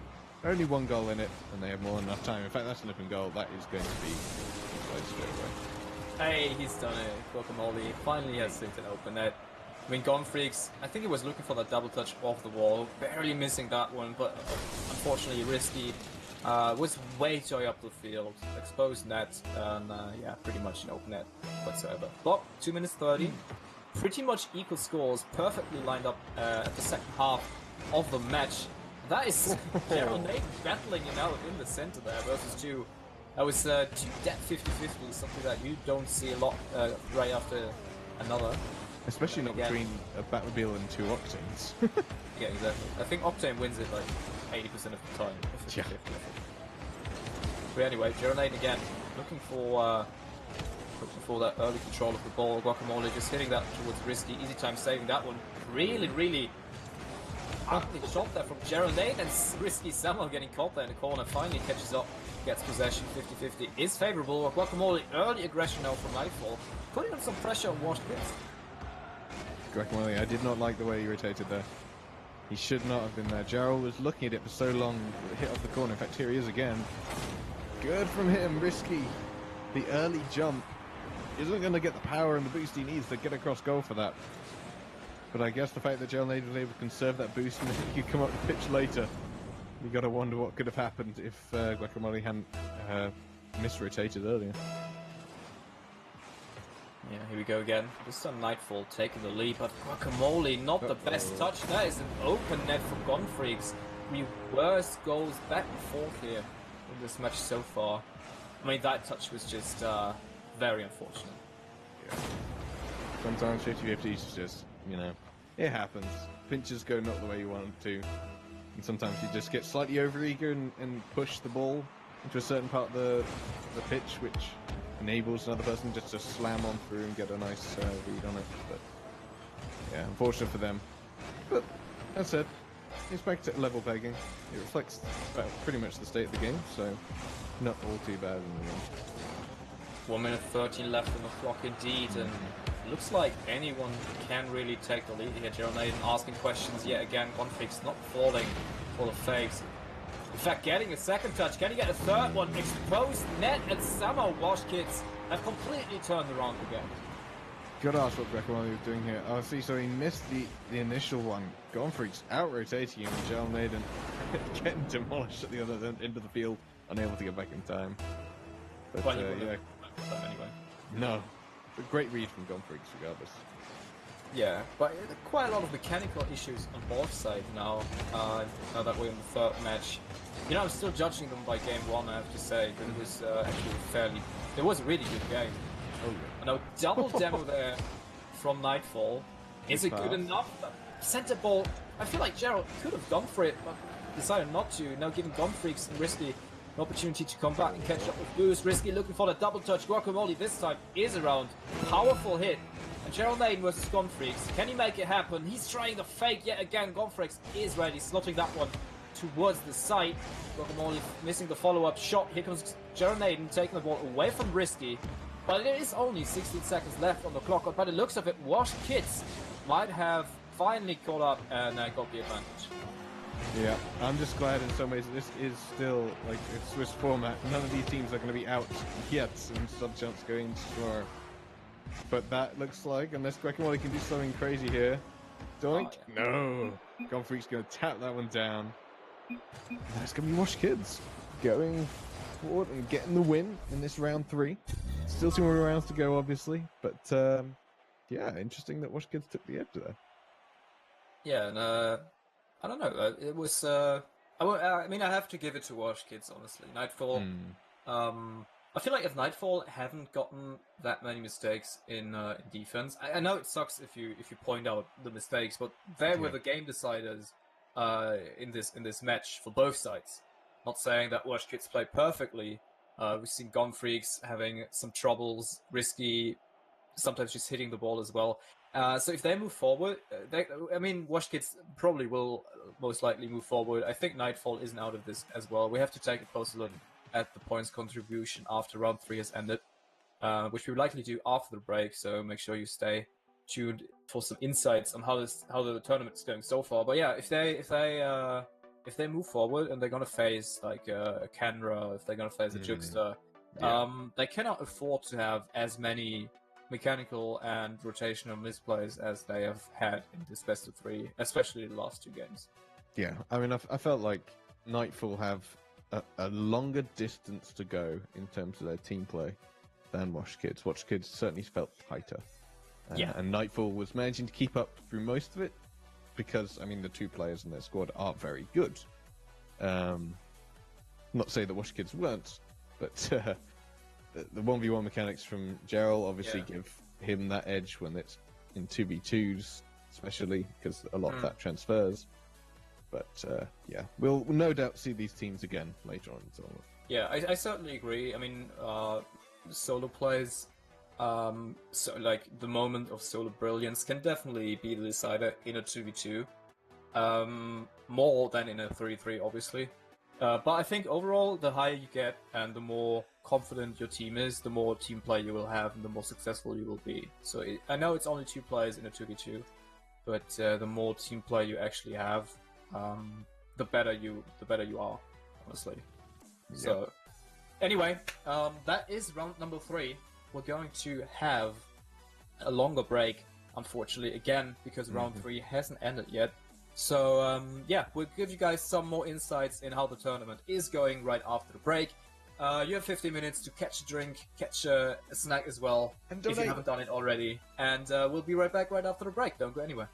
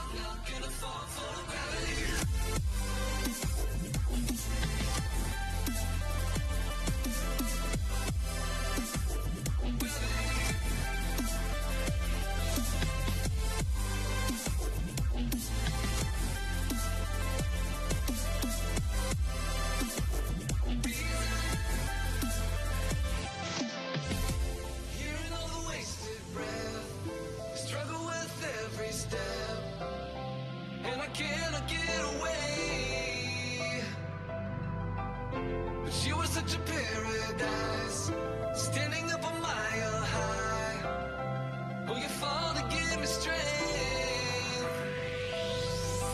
I can't see a reason to try to fight for meaning, but you give me reason to know I still have meaning. I can feel you reaching through all the hard resistance. I know that you're with me. You've always got me through this. I'm not gonna fall for gravity, 'cause you lift me up when I can't feel. I'm not gonna fall for gravity, 'cause the world will doubt, try to bring you down, but your love is real. I can't see a reason to try to fight for meaning, but you give me reason to know I still have meaning. I'm not gonna fall for gravity, 'cause you lift me up when I can't feel. I'm not gonna fall for gravity.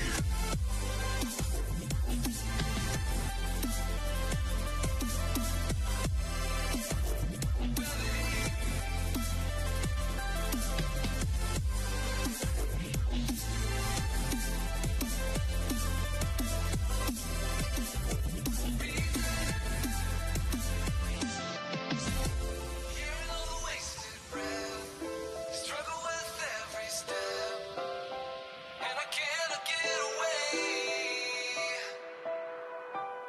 But you were such a paradise, standing up a mile high.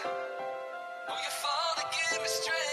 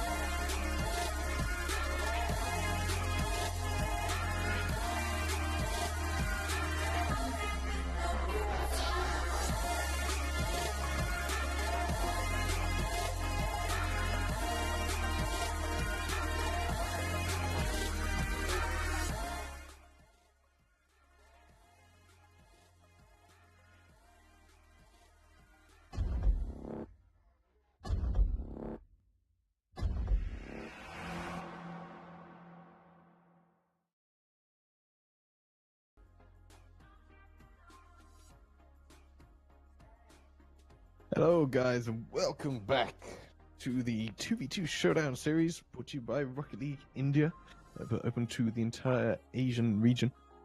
And of course, Grandy joined back again by also Flame Bastard. How you guys doing? Okay, that was weird. Whatever. Yeah.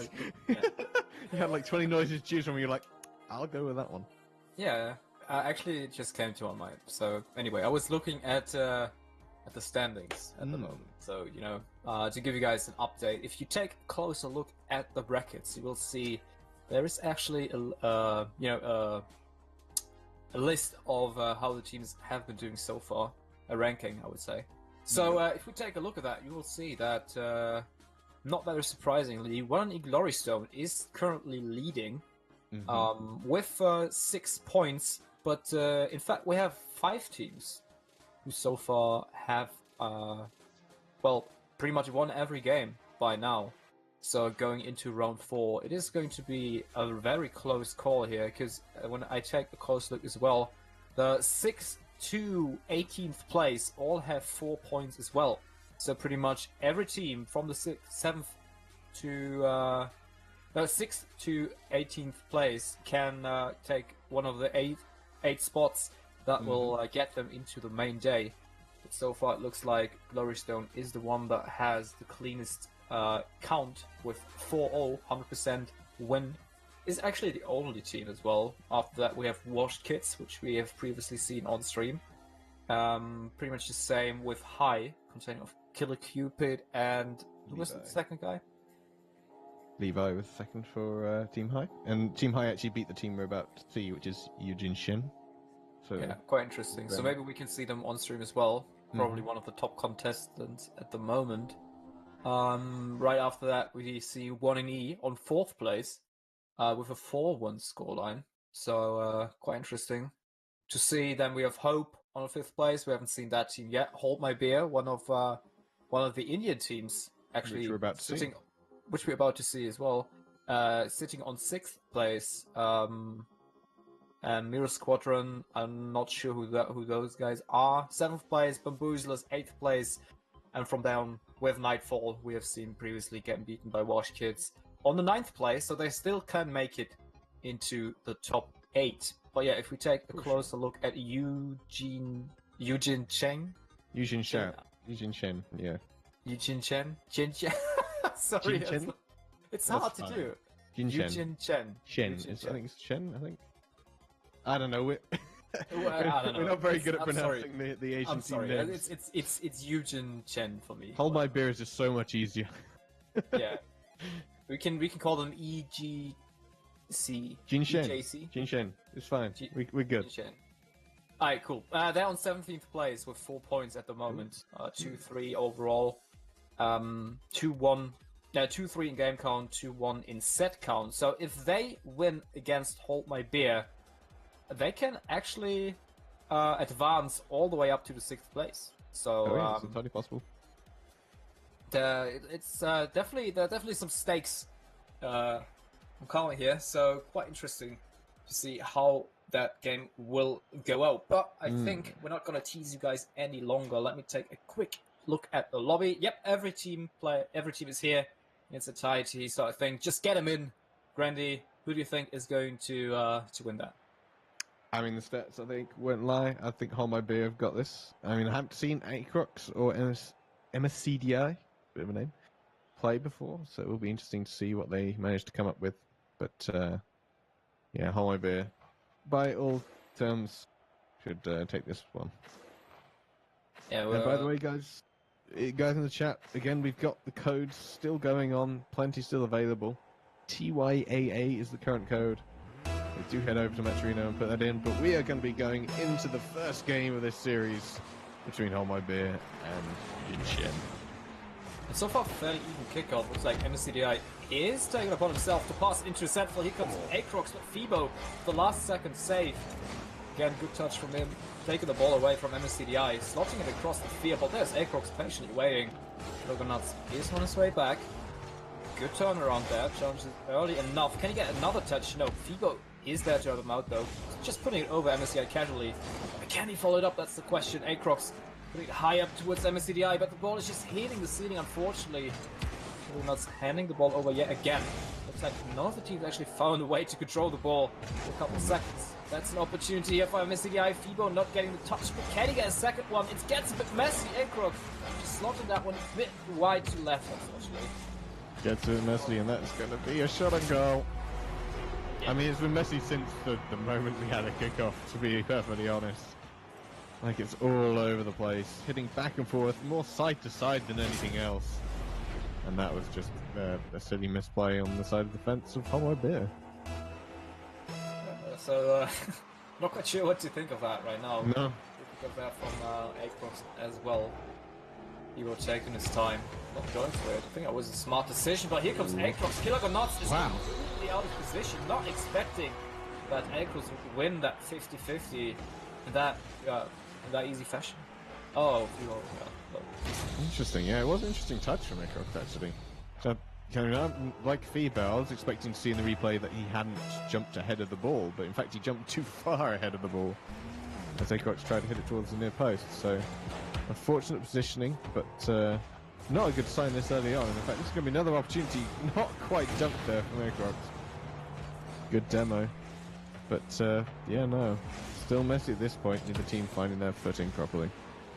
It looks like Yujin Cheng getting the grip of the game at the moment. I mean, they're leading 2-0. More pressure. Quite comfortable. And Killer gone nuts! Wow. Actually, with the own goal, I'm not quite sure what happened. I mean, I was praising that team as one of the best from India. So- Oh, wow. I mean, it was quite forced, to be fair. He had to do something for it. And MSCDI was throwing himself in there, was it Acrox? Either way. It was not an unforced error by any means. He had to get something on it. So unfortunate from him. But that is, yeah, 3 goal leads now for a squad that we didn't know much about going into this. Make that 4. It's going to be the 4th goal as well.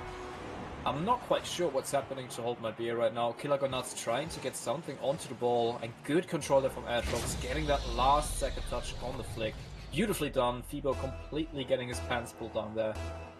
But yeah, for Yujin Cheng, Hold My Beer, so far nowhere to be seen. But they still have a lot of time to come back from this. But with touches like that, just handing over the ball, gets quite a tough task for them to do that. That was a close one. I mean, clearing it to some degree, releasing some pressure isn't the worst thing in the world, especially if it's a hard clear, because it means that it's really difficult for the opposition to control it. But yeah, with teams like this, I don't think they're quite on the same level as the previous matches we've seen. So hard clears might be a bit more effective than it would be against those kinds of teams, but it's definitely not something they want to get used to doing. Oh, that is an open again, but Acrox is taking it away from MSCDI. That should have been the 5th goal for Yujin Cheng, so Hold My Beer getting a bit fortunate here. Again, taking their time. Acrox just taking it past 2 people. Beautiful control there on his side. Completely, disabling the defense from Hold My Beer. Yeah, if you were trying to go for a block and Killer gone nuts, way too close. Pretty much shadowing Fibo up in front. Facing issues again coming out. Showing how potent those can be if left unchecked. But no, good showing so far from Yujin Shen. Not what we expected at all, but that is going to be a long clear out from Killer Gone Nuts. They catch the consolation goal. I mean, they've still got almost half the match left to play. Yeah, finally relieving some pressure from the chest. It's still a heavy task for them right now. But it is game 1. There's still plenty of games. In fact, there are 2 more games if they lose that one. But I wouldn't count them out yet. Yujin Cheng have been quite aggressively overall, so those long, hard clears can be one way to come back from this. Yeah, I was just going to say, Fibo, not a good shot there. He had pretty much an open net. He just had to plant it somewhere and he hits it over top. No chance for Killer Gone Nuts to do anything with that kind of pass, so unfortunate. But again, he's going to be coming out. Acrox low on boost, but again, the defense is just not there from Hold My Beer. Not sure what was going on there. Fibo went up, trying to... Oh, no, neither of them went up in the end. I thought he had gone up trying to get it sort of on an awkward backward pass, but no, not at all. I mean, it's one of the reoccurring things that we see in the Indian scene, if it's 3v3 or 2v2. It is communication. Is a thing that is definitely something that they need to work on. I think we see it here as well, both not really confident to go up for it. As we can see here, lots of double commits as well. Fibo not trusting his teammate to hit that one, and somehow almost getting a chance out of that. MCDI is back in defense to make sure they keep their comfortable lead. In fact, they might even advance here. MCDI not with the best shot. Killer Nuts was ready in defense, but with 1 minute 13 seconds on the clock, it was highly unlikely for Olmobia to come back from this. Yeah, and I saw this happening from a little way away. Fibo is just so aggressive with his positioning. And in fact, the replay needed to go probably about twice as far back to see it, but from an earlier hit, he was forced into that corner and forced to take it back across his own goal, which is just a situation you should never be putting your own team in. And that is going to be now the Brazil scoreline. With still a minute to play, it's not a good sign for my bit at all. Ooh, Killer the Nuts almost getting that pinch in front of the net. But yeah, again, they're not quite aware where Yu Cheng is. Just mechanical misplays left, right, and center at this point. If I was Hold My Beer, I would probably focus on the other two games, because this is quite frustrating to see, and I imagine even more frustrating to play for them at the moment. Yeah, I mean, you've got to realize as Hold My Beer that you've got to be doing something wrong for this to be happening. To be narrowly missing or being sort of twisted around in front of your net so much is just, it just shouldn't happen. In fact, that's the net goal, isn't it? Yep. Flailing around in net again. Not a very good clearance. He were trying his best, but yeah, they've just got to concentrate on the defense, I think. Forget about trying to be aggressive and scoring, just whilst in these last 35 seconds, try and see what they can do to try and shore up their defense for these guys. I mean, we both have some knowledge about the Indian scene, and it just shows that what we pointed out, I think, a couple of Community Cups before as well, and it just shows here as well that in offense, all of the Indian teams are really good. Like, they know how to score, they know how to do flashy plays and stuff like that. They're confident when it comes to aggressive playstyle, when they can play their game. But, for example, Yujin Cheng, they're just doing a marvelous job of keeping Hold My Beer on their toes and punishing them for every single mistake that they do.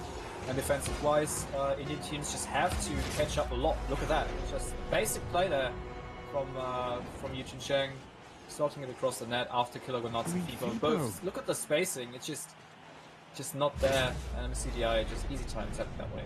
10-1.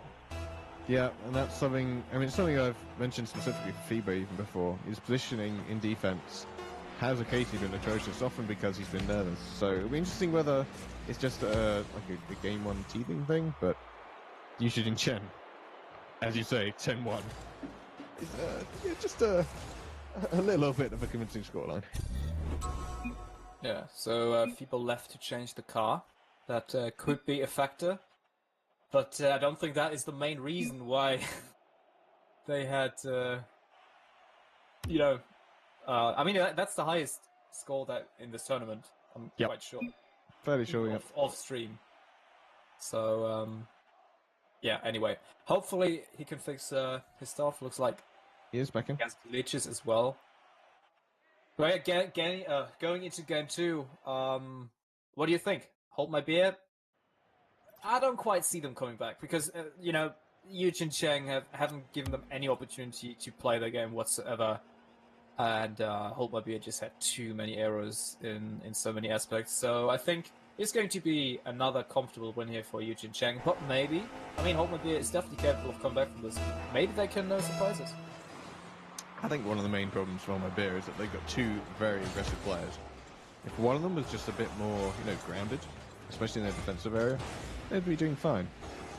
But Kilogo Nuts is going to get drawn out by that hit, which he had no chance of going for. And now they're both waiting on each other to do something. It's just not a good sign at all. Yeah, I feel like what they're doing right now is actually pretty good. Now, there we go. Change for Fibo has worked. Kilogo Nuts with a really hard hit on that corner. Beautiful pass to Fibo, and MSCDI not expecting that well-placed shot in the bottom right corner. So Hold My Beer, apparently, they've brushed off the last loss and are back with full potential. Yep, at least they're not going full turtle. It's always good. Although I would never expect these two players to ever go full turtle, if I'm honest. But no, I mean, that was just a very good play from Hold My Beer, and now evened out with a very bad one. Just staying up too far. Fibo out of position to be able to get anything on that. No chance to get it back. Yeah, I mean, that is quite unfortunate that it bounced back like that. I hope that it doesn't get to in their heads. I know that Fibo is quite an emotional guy. But on the other side, Yujin Cheng have troubles to defend as well. And Fibo not hitting that open net, somehow going for that double touch off the backboard, giving them an opportunity to save that one. And it is MSCDI who got the hero save. And now on the other side, Yujin Cheng comes with the counter-attack. That's a good center ball. Nobody's there. And a goal for Hold My Beer ends up being a goal for Yujin Cheng. Again, Fibo. I have to keep pointing this out. And if the replay pretty much caught it. him getting to that position obviously would have been better to see, but halfway up the pitch, he's just being played around every single time. Pretty much the exact same spot as well. You've got to wonder why he's not picking up on that at this point. And again, too far up the pitch again, not able to react to it properly. And he results in Like, having to there take has it to be across his own goal. something- There has to be something wrong with this game because it didn't react to it at all. No. We know Fibo, that's not how he plays. So maybe there are some technical issues, but nevertheless, hold my beer. So far, not down 10-1 at least. They're already in a losing position, and if they lose this, it is Yu Chin Cheng who will advance and overtake their position. So far, they're in a comfortable 6th place. But can they keep it? That's the question. They are having a hard task in front of them. MSCDI again, just finishing what Aatrox is building up there in the midfield. This time it was Killagon that's out of position, pretty much shadowing Fibo on the side. Whenever somebody goes into dribble and you're up against decent players, you've always got to be careful, because these decent players won't usually, aside from like the sharp corners that we've seen from some of these players, like Gone Freaks earlier, they're not going to fall for that too easily. So again, this position's being their downfall. Oh, again, it should have been a goal for Hold My Beer. Fibo getting the second touch, but it's in the side of the crossbar. And now even the post is against Hold My Beer. So unfortunate. That must be hard for Fibo to cope with. Again, this time getting a good touch there. Aatrox was ready to go for it, but gets faked out in the same process. Aatrox looking for that fake into the flick. Unfortunately not quite getting there. Killagon Nuts looking for that pass. It was on point for MSCDI. Already going up really high in the pitch to contest that one. Fibo a bit late in the challenge. No, he's perfectly there. Can he get it center? That's the question. Killagon Nuts and Aatrox both on his way back. He's going for the shot instead, but MSCDI easy time saving that one. Again exposing the net. Killagon Nuts this time getting the shot. And Hold My Beer are on their way back for the equal score. Yep. I mean, I think it's pretty obvious for viewers to see two players up on the side, and the touch was terrible. Pretty much a pass straight centre. I mean, at last we managed to see Hold My Beer score in an open goal. That's nice to see. But hey, it goes straight back at them, right in their faces. It happened this game as well, like so many times boy. already. That's the first kickoff goal get- I've seen, though. Yeah, but I think the equalizer for Yu Chin Cheng was after a kickoff right away as well. Yeah, it's always That quick. one mistake. So they're making it really hard for themselves to come back from this. There's still plenty of time. 2 minutes 50 left on the clock. MSCDI with an interesting decision here. They put it across the field as well. Worked out just fine. It was really close. He was getting the shot. Getting more comfortable in front of the net. That should be a sign for Yu Chin Cheng. But on the other side, we have the defense. Hold My Beer with quite interesting touches there. Getting more aggressive though. Evo has an opportunity. Does he get a second touch? MSCDI is there. But so is Aatrox. Killagon Nuts with a good interception. Unfortunately, not hard enough and close enough to the enemy line. MSCDI with the feeling shot. Not quite getting it. And Fibo just making sure the ball leaves their side. Yeah, I mean they're trying to get this on target, and they're not doing quite so bad in positioning, at least in this latter half of the game. Obviously that kickoff goal was a bit unfortunate, but yeah, they seem to be a bit more aware of each other now, which hopefully that continues. I mean, I still think they have a chance, and I think they're not, in terms of individually skill-wise on a regular day, I don't think these two teams should be actually that far away from each other, but some bumping going on. Try to get through. Yeah. Not going to make it. 1 minute left. Last minute of the match. If Yu Chin Cheng can keep the score and Hold My Beer doesn't come back from this, they're going to take one of the spots for the top 8 for tomorrow. Quite comfortable place to be. The time is slowly but steadily ticking against Hold My Beer. That touch from Fibo ends up being a pass to MCDI, but he's missing it. That could be an opportunity for Hold My Beer. Slotting across the field. Aatrox, can he save it? Yes, he can. Last second touch. It almost looked like it is going to hit. Killagon Nuts trying his best, but Aatrox just making sure the ball goes into the half of Hold My Beer as often as possible. Just trying to waste as much time as they can Here comes Aatrox, setting up for Killer Go Nuts. He's just trying to touch it somehow to set up Fibo. Here comes Fibo, back to Killer Go Nuts, but Aatrox is there. 12 seconds left on the clock. It looks like Yuch and Chang have done it. Aatrox playing with fire there. If they would have scored off that, a kickoff goal would have been most likely the equalizer. But yeah, with 2 seconds left on the clock, it looks like Yuch and Chang have done it. They've made it into top 8. Yep, just gotta wait for this ball to drop, and it'll be good. And there we have it. Eugene Shen takes the second game, straight 2-0 from them. And Fibo, quick GG well played and is off. But yeah, pretty convincing. It's decent play coming out from Eugene Shen. An unknown squad before today, at least for us. So yeah, I noticed in the chat as well, there was why so many boosted champs coming out.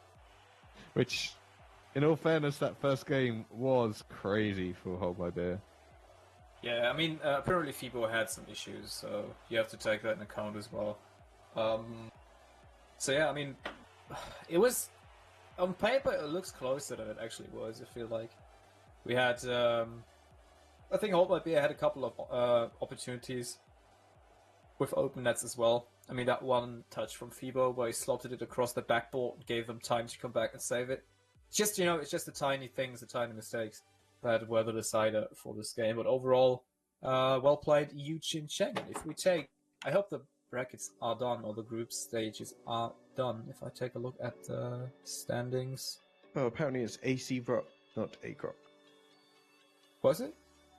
That's AC what people in Rocks? chat are saying. Yep. Even Oh. though the C is not capitalized in the name, it's apparently still AC Rocks. So, something for us to bear in mind for next time. But yeah, I mean, at least the second game was more towards what we're used to seeing from Hold My Beer. Fibo, and in fact, it's something I was going to mention mid-game, but didn't quite get a chance to. It's the difference between knowing you're in a not great position and still trying to go for the ball, or just deciding, right, this isn't a great position, and rotate back. And I felt like Fibo was doing more of the repositioning in the second match, whereas first match, he just stood there and watched it go past him almost. Or at least, yeah, effectively. Yeah. And I have to say, I might have to distract my statement. I'm not quite sure if Yu Chin Cheng will make it to the top 8, because it's still really close. I mean, we're still waiting for round 4 to come in, right? Yeah, you're right. Yeah, I think not every game has been finished yet. But so far, it looks like, given the next round, it looks like Glory Stone, 1NE, Glory Stone, 1NE are through, as well as Hope. I think we haven't seen them playing. No, Hope is still a team that we have not yet seen. Who plays for Hope? Right, Hope won against Supreme Skills 3-1. So that's Karan and Dakron. Haven't heard of either of those guys. Yeah, apparently Indian players, at least one of them. So interesting. They're currently at the same spot as 1NE, Glory Stone, and 1NE. same So level. that's quite interesting to see 1NE Glory Stone still unbeaten. Yeah, not even a Haven't match. lost a single game. Yeah. So quite interesting to see. Yeah, I mean, Nightfall is up the 4th place. They made it back into the top 8. That's nice to see. The Bamboozlers are here as well. But yeah, we're gonna wait until round 4 has been finished. And yeah, I mean, next up we will have the last game of today until we have final scores. But until then, we'll head into a short break. So make sure you stay tuned, don't go anywhere, and we'll be right back.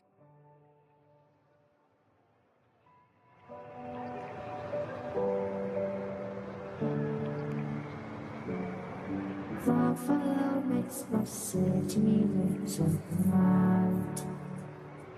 Close your eyes and just stay tight. We have to go. Stay with me while we leave.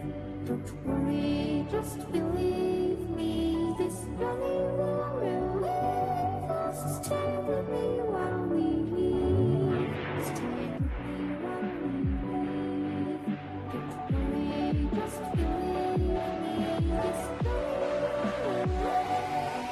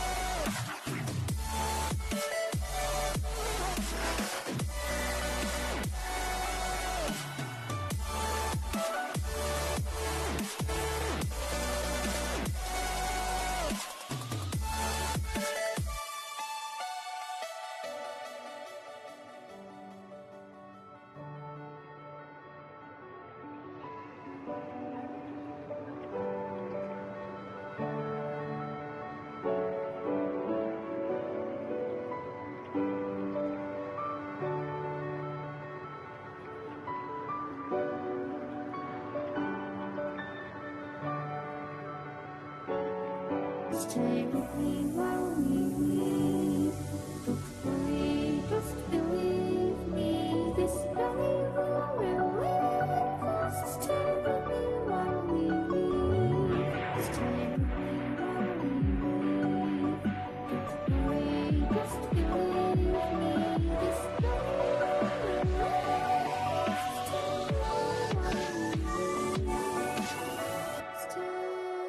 with me.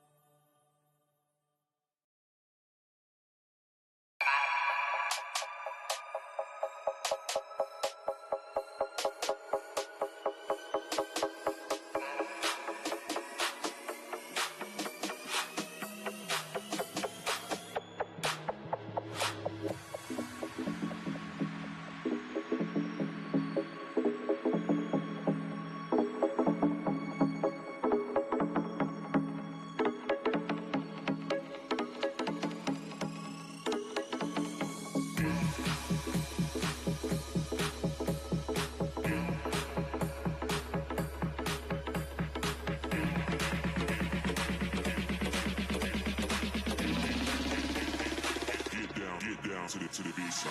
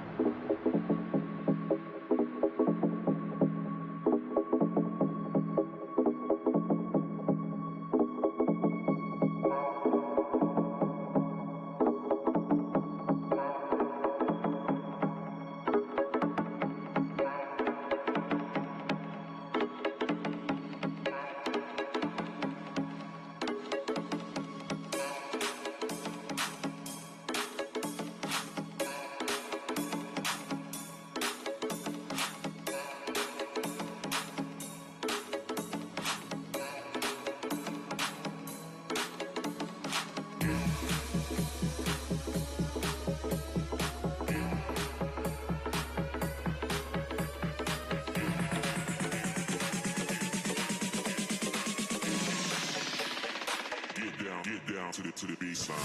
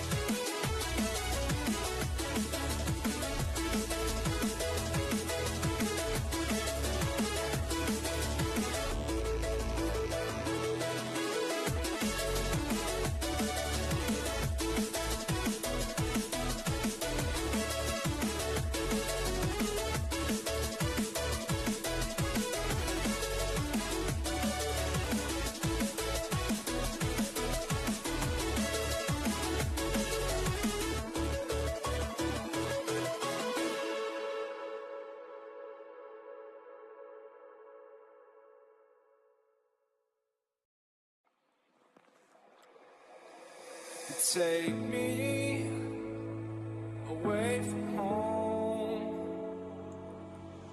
Show me all the places I've never known.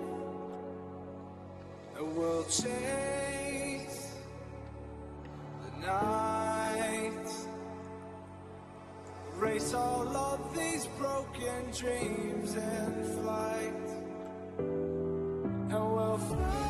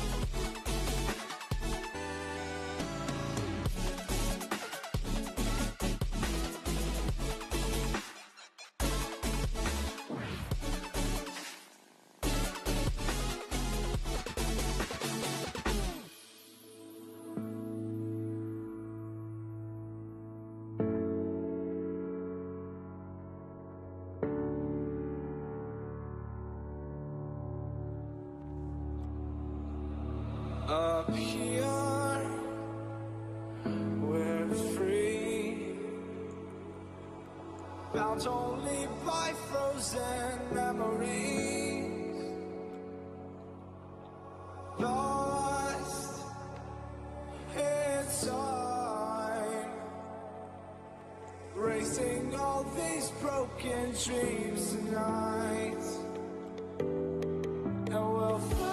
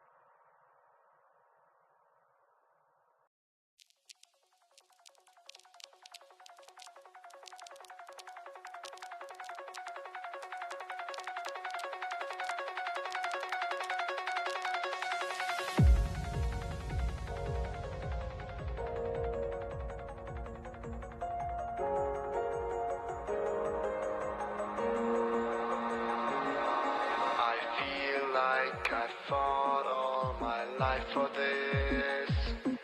This one part, this one third, I've always missed. No, just don't let it go. I started the fight, but now I'm losing. So will I fall again? I'm scared of heights, yet it was me who ran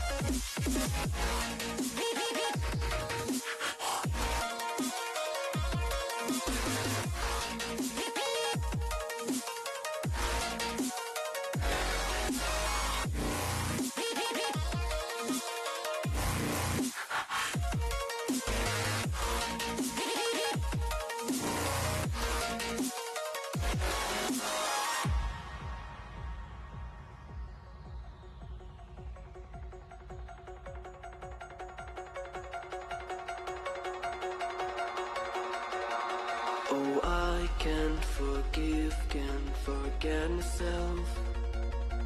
The peace that I'm missing, it kills me inside. I need help, oh please give this one part, this one third, I'm sorry. Welcome back, ladies and gentlemen, finally to the final match of today in the 2v2 Showdown Series hosted by Rocket League India. My name is Flamebuster. With me today is Grandy. How you doing, buddy? I'm doing well. Hyped for this last game. Two teams that we haven't yet seen before today.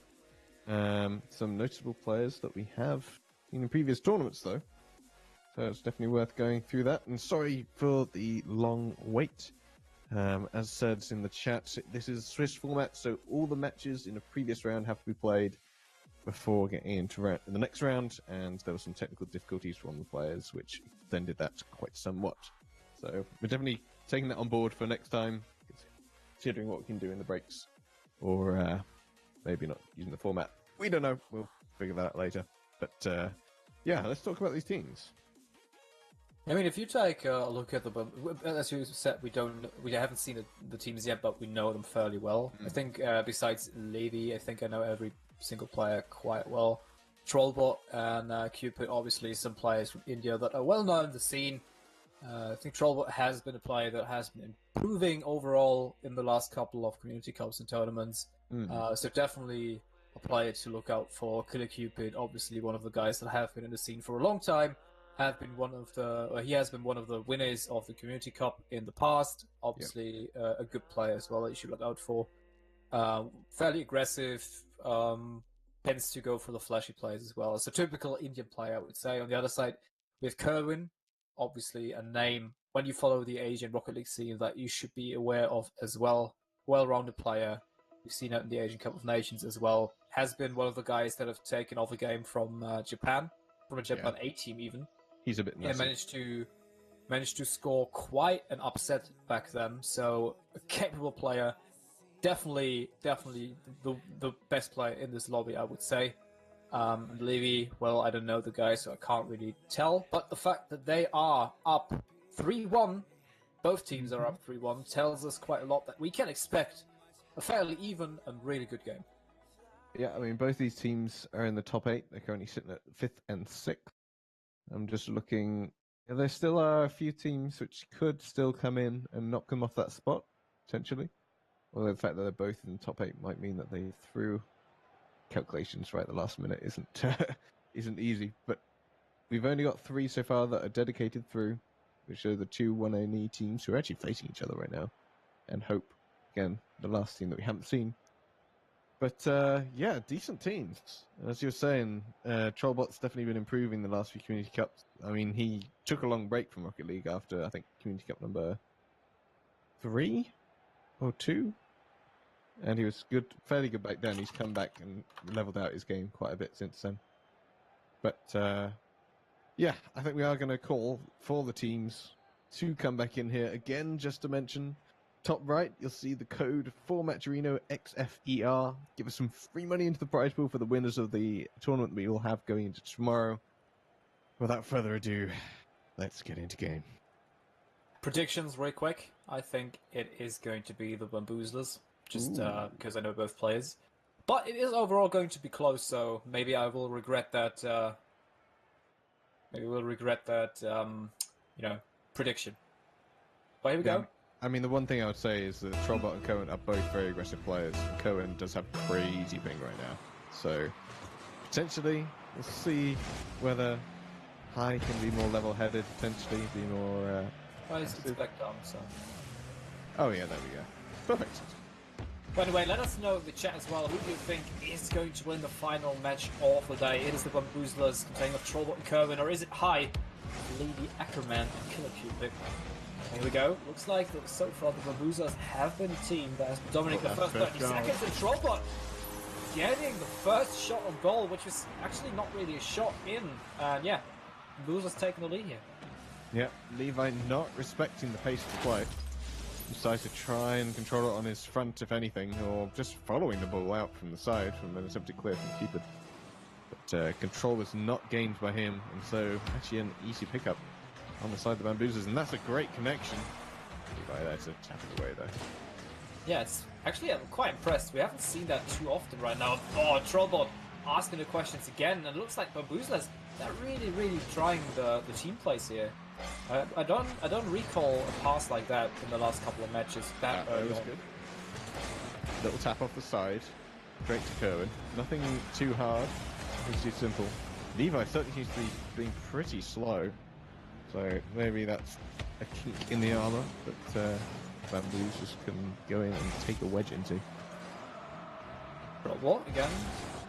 Good clear there, not really ball for Levi to pick up. Trying to set up Kerwin, but that is an opportunity for Levi. Open net, and he misses it. Killer Cupid comes in. Wow. But somehow, Hyde doesn't manage to score off that. Faking Kerwin there with the challenge, but it's an awkward spot for Cupid to be in. Again, takes it away from Trollbot. Levi is way too close to Cupid to make anything happen.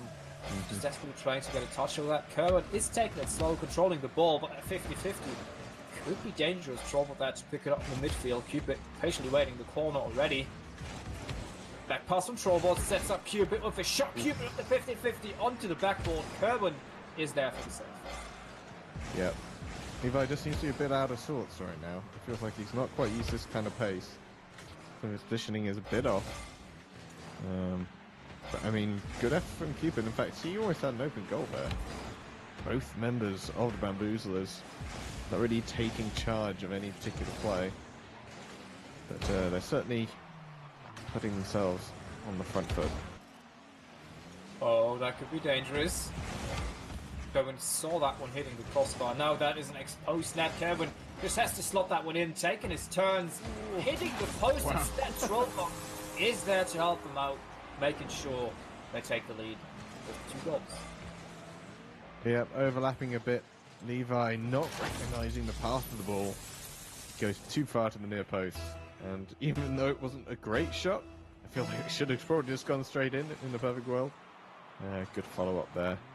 Gets a goal from Trollbot, and we are now halfway through. Levi again. Okay, I'll play that with Trollbot. Good pass in the center, and Kerwin gets it off Levi. With a good save there, keeping them in the game for now, but again, Trollbot, early contest there from him. Kerwin is already high up. Trollbot waiting underneath. Bit of miscommunication in the defense of High. They managed to get it up anyway. Levi again picking it up. Good control from him. Can he center it? Cupid is ready, but he goes for the shot instead. Cupid not quite getting the angle as well. And now it is High on the back foot trying to defend the counter-attack if it is happening. Kerwin somehow missing the ball there, or losing the ball in the midfield. Trollbot is forced to go up for it. Here comes Cupid. Can he slot it down? Levi is waiting, but Kerwin is reading the pass miles ahead. Yeah, just trying to release some pressure here. Showbot tapping it out. Bit of a worrying couple of moments there. They got beaten to the ball a couple of times in the midfield, which is, I guess, a good sign for High. It certainly seemed shakier in the other game, and even still, simple shot in the end. Levi was taking out the play in the midfield. Killer Cupid really far on the other side of the pitch, and he to come across in time. Good spotting there from Kerbin, seeing that Cupid was way out of position. Yeah. And a well-placed shot as well. Cupid almost getting to that, but I mean, that pretty much shows what we were expecting from the Bamboozlers early on, showing that they are capable of playing as a team, and now they even show that they can punish their opponents, which give them a lot of opportunities, I have to say. Trollbot again onto the backboard. Cupid is there, but sets it up for Kerbin. Kerbin not quite getting the shot. Trollbot versus Levi. Who's getting to the ball first? It is Trollbot setting up Cupid instead, and that is a wide clear. That is surely going to be in. Killer Cupid with the long bow. Yeah, I was just about to say how bad the initial clearance was by Killer Cupid, pretty much setting it up, but they managed to get the extra touch off, taking it away from any immediate danger. And yeah, zoned in on the play, the Bamboozlers overcommit. Still 1 minute and 7 seconds though. So far the Bamboozlers have a comfortable lead still, and the time is playing for them. In fact, they're gonna extend the lead even more with a back-to-back goal after the kickoff. Yep, Levi's half rotation, putting him in kind of in front, but not where he wanted to be able to get any kind of serious 50-50 on that. Those, I mean, from the kickoff, it's hard to read those at the time of playing. So good read there from the kickoff, though, to know not to hound it, though. Thank you from Trollbot and Cohen. But does it make any difference? That's the question. First, few mistakes that we see in the defense saying Cupid. That was actually a really hard hit to make. It is in anyway. Levi spotting that opener. That was a whole bunch of wounds from several people. I mean, Cupid was in a terrible position to take a shot, so he kind of ended up hitting it straight up. And then Trollbot just flipping in the middle of nowhere. I have no idea. No words describe that properly. But hey, there's still 2 goals ahead. The side of Bamboozlers, 30 seconds left. I don't see the coming back from this. Oh, good interception there from Killer Cupid. That isn't exposed net. Bumping Trollbot out of the way as well, but Levi was already all the way back. Trollbot now asking the questions. Good clear from Levi. That is actually an exposed net. Kerwin is on his way back. Is that in? No, Kerwin versus 2 people. Gets that one touch he was looking for. Now Trollbot on the other hand, looking for that open net. Unfortunately, clearing it to the side, but the time is on their side. 6 seconds left on the clock. It looks like the Bamboozlers are going to take game number 1. Yep, and very well deserved, I have to say. They did make some mistake, but overall, definitely seems stronger. Positionally and in terms of being able to make the plays to get it past defenders. Yeah. Living up to their name.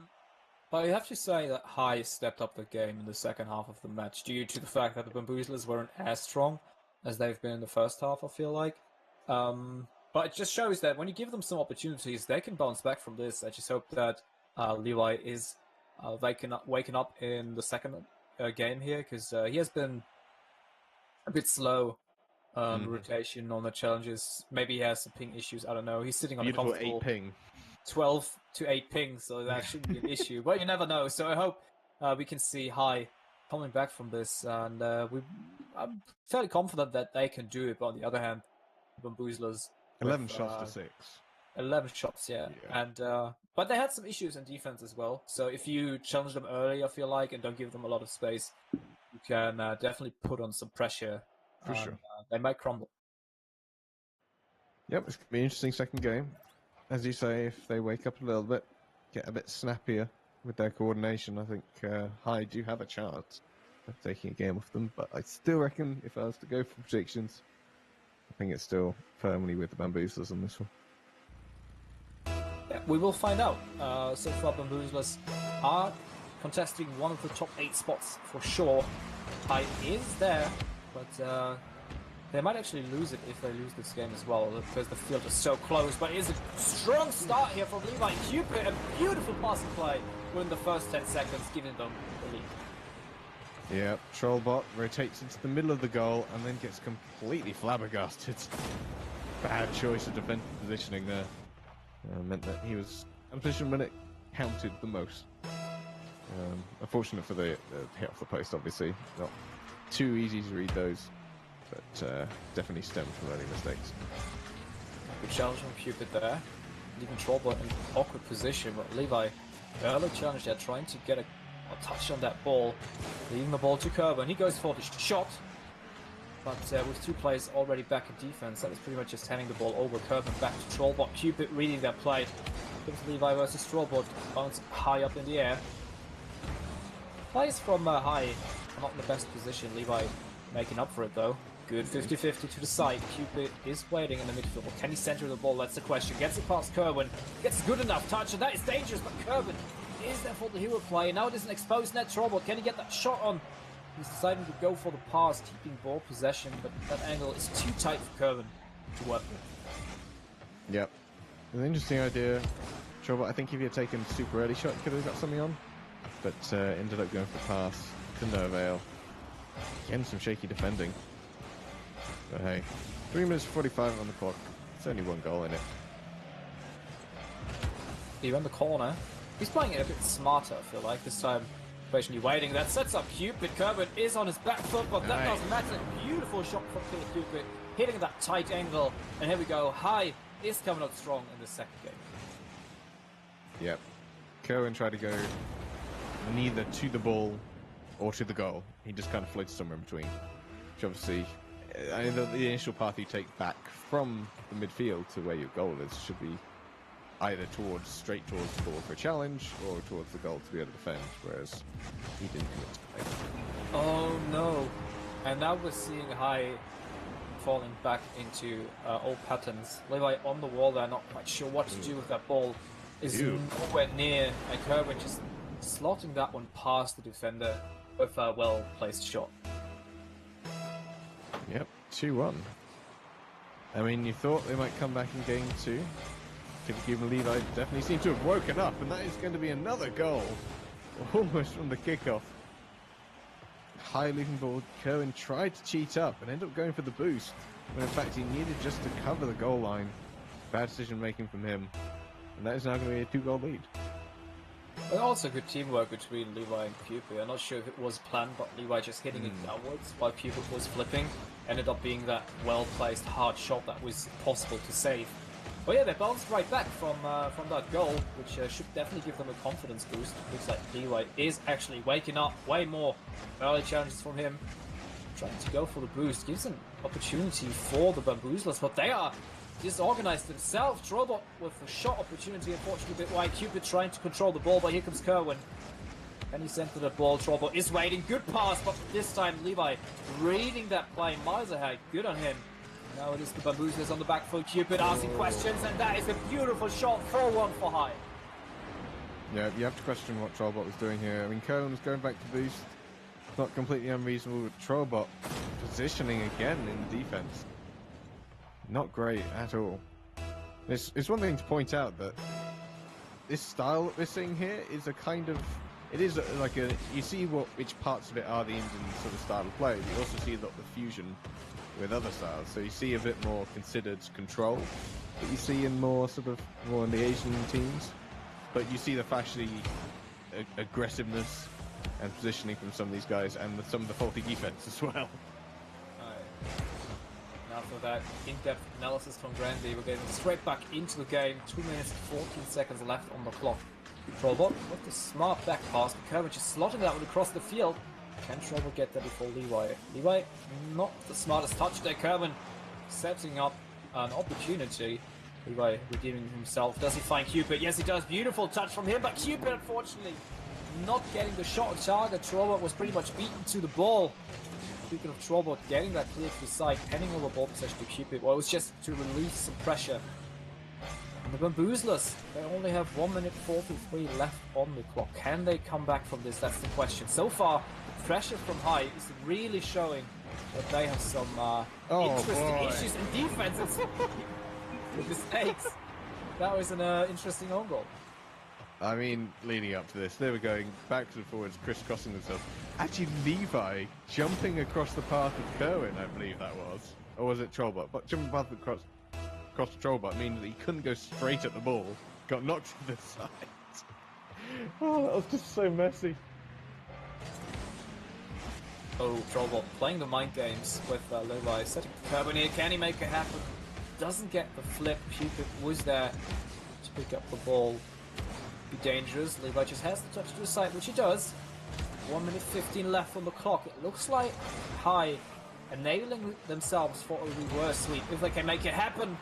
Certainly looks like it. Kerwin with the hero save. Last touch there. Levi getting it past Trollbot. Can he get it past Kerwin? No, he cannot. Nice and exposing that. Cupid come back from this. Almost ongoing that one as well. Getting into the side though. Kerwin nowhere near to slot that one in. Still dangerous. Looks like High have found a way to beat the Bamboozlers. Yeah, it looks like it. A lot of pressure on the offense, and they have exposed that the Bamboozlers' defense is pretty lacking, I think could be general word to use. But hey, they have managed to get some period of possession here. That Curran, that's a great pass. Levi getting the right position on the ball this time, not floundering about as before. Trying to get it centre. Curran again missing. That's exposing that. Cupid not quite in the right position to be able to take advantage of that though. And it's back into ping pong in midfield. Well, at this point, High really just has to waste time, but beautiful stuff here in the lead up to the third game. Unfortunately, it doesn't quite matter, but look at the pass from Trollbot. Kerwin even getting that tight shot, bottom right corner. Cupid nowhere near to save that one. Nope, gotta love that. Gotta love the connecting passing place. And they definitely showed that early on in game one. It's nice to see it coming back to them, albeit 5-1 down in game two. But is that going to be another one? No. I think that's going to be the final score. Game two going over to Team High. Again, these teams are... Oh, there we go, 6-2. These two teams are 5th and 6th currently in the standings, so it was always going to be close. But we get a game three, which is great. Yeah, nice quick turn there from Killer Cupid, just slotting that one in as a, formal buzzer beater. It doesn't really matter, just polishing the scoreline a bit. But it also helps you to carry on the momentum from game two. High definitely showing that they are capable of beating the Bamboozlers. And on the other hand, Bamboozlers have been doing what I said. They have been crumbling in defense quite a lot as soon as High put on some serious pressure. So now it's on the Bamboozlers to come back from this. Because I feel like High is definitely the dominating team at the moment. Yeah. I mean, High did a much better job that game of taking the game to the Bamboozlers. I think giving the Bamboozlers space is a huge, huge mistake. And one that, obviously, when you do start putting them on the back foot, they do crumble a bit. 60 scoreline, that is not minor in any sense. Yeah, I mean, when you just have to take a closer look at the stats, 12 shots on the side of High, 4 saves from Levi. On the other hand, 7 shots from the Bamboozlers and only 4 saves in comparison from the Bamboozlers as well. Definitely shows that the scoreline is justified. Yeah. But now game 3, what would you advise to both teams moving forward? I mean, the Bamboozlers have got to work a bit more on possession, I think. They've got to keep the ball for themselves. Because when they do that, they manage to find the passes that they need. Especially, as you saw late in that game, good connecting play. They definitely have good vision on each other. Whereas I think High in general seem to be that bit more reliable now. First game they were a bit shaky. Levi managed to find his footing. So, yeah, I reckon Bamboozlers, if they can keep control of the play, then they will pull off some amazing goals and win it. But could I say which one of them are going to win? Probably not. Yeah, I'm not too sure as well. It looks like both Cupid and Levi went for card changes. Not sure why they left, came back, but it doesn't matter. Here we go, game number 3. 5th and 6th place battling it out. One of them will definitely advance forward into the top 8. The other one might get thrown out. So there's a lot of stake in this match. Looks like High actually starting quite strong, but here comes Kerwin taking himself. Good solo play from him. Unfortunately, that doink goes a bit across over above the net. Let's get another opportunity. Here comes Levi. Early challenges, not giving them any space whatsoever. So far, it has been a rather neutral 30 seconds. Yeah. There was an interesting half rotation from Kerwin earlier, which just kind of put Trollbot off the case. But Trollbot's positioning is doing pretty well. In fact, he's going to connect on this. I said he saw that his teammate was going to be getting this hit. Turned around pretty quick. Cupid not expecting the pace of Trollbot. And that is only 40 seconds in and getting a lead already. Yeah, Cupid was going for the 50-50 there. I think that wasn't the smartest decision as last man in front of your net. Ends up completely whiffing the ball as well. So, I don't know. It looks like stuff that we've seen in game number 1 kind of emerging here as well. Bamboozler's definitely coming out strong in this first minute so far. But it's still 4 minutes left on the clock. Don't know what's going to happen. And it looks like the high is back on track here. Leeway with interesting air drag, trying his best to create an opportunity for his team. Here comes Kerwin, slotting high across the field. Leeway, good control, smart demo as well, but Trollbot is there. Unfortunately, the center ball will not connect to anyone since Kerwin just spawned in their half. Yeah, I think he was trying to do his own little tap it across, jump out, flick that in, but he just hit it too far across to do that. But yeah, very smart demolition there. Love that. Took him way out. Levi off the wall there, controlling the ball, taking it slow, but that wasn't the best flick. Not the best flick. Somehow getting the third and fourth touch after Cupid pulled off an almost amazing save. It's in. No, it's not. Yes, it is. No, it's not. Yes, it is. Just one after the other. Tip tap between them. That was actually quite crazy. But hey, second goal. And we know Kerwin can do these kind of things. Bit of a nutty professor when it comes to offense. Hey, again, they're taking control of the game, which is exactly what we said they needed to do. And even Levi seems to be struggling back in this defense compared to what they were doing in game 2. So, great adaptation from the Bamboozlers.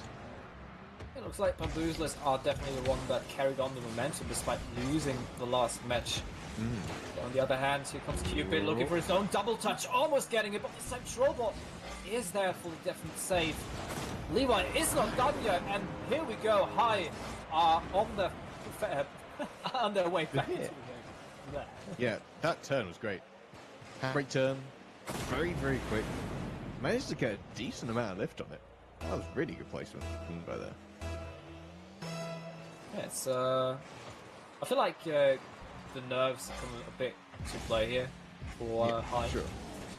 But that goal definitely helps him. Back for this, Levi is waking up more and more. Cupid with an open net and just slotting that one top right corner. And it's just like that, High equalised the score. Yep, Trollbot actually had a lot more time than he thought. Kerwin expecting him to do more, and instead ends up being a pass straight out, easy shot. And yeah, Cupid's a pretty solid player, so he's not going to miss those. And halfway through the game, despite the start, we're back at level pegging. And not what we expected at all. And I feel like the game is just about to start. Both teams are now knowing that they're feeling the pressure a bit, trying to relieve it by playing as good as they can. That is what we like to see. Long clear from Levi, gets picked up by Trollbot easily, but Levi is already there, unfortunately missing the follow-up. Shot 50-50 goes in favour of Trollbot, and that should be it, but somehow he's missing that easy tapping. Cupid was beaten to the ball. Levi back to Cupid. Now on the other hand, High is asking the questions, unfortunately way too wide. Yeah, God. Just a couple of long hits that could have been potential goals if they'd just been on target. Craziness.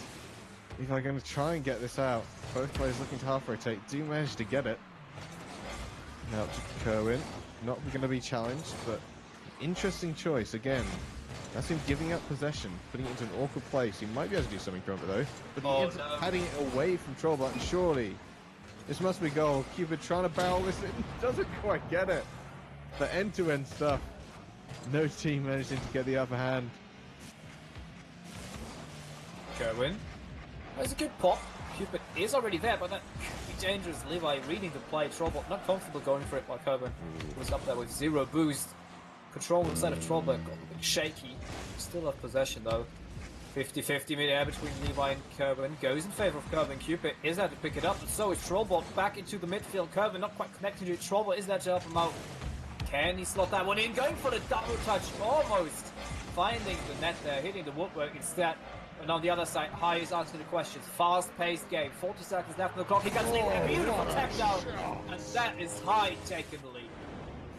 Yeah, I saw that ball roll up. I was thinking, oh, if it just bounced out, he could have done an extra shot. But what a shot from Levi. On his back, really, really high up.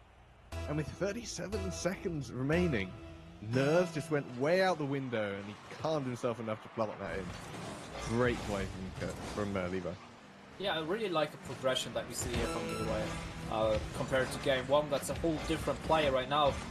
Here comes Kevin versus Cupid. Oh no! Done it! He's done it! What a way to equalize the score yet again. This game's crazy. Can't touch this. Oh, Cupid. Poor Cupid, like he had another guy chasing him from behind. He just needed to stay in front of the ball. It ends up being baited out. Oh, Cupid.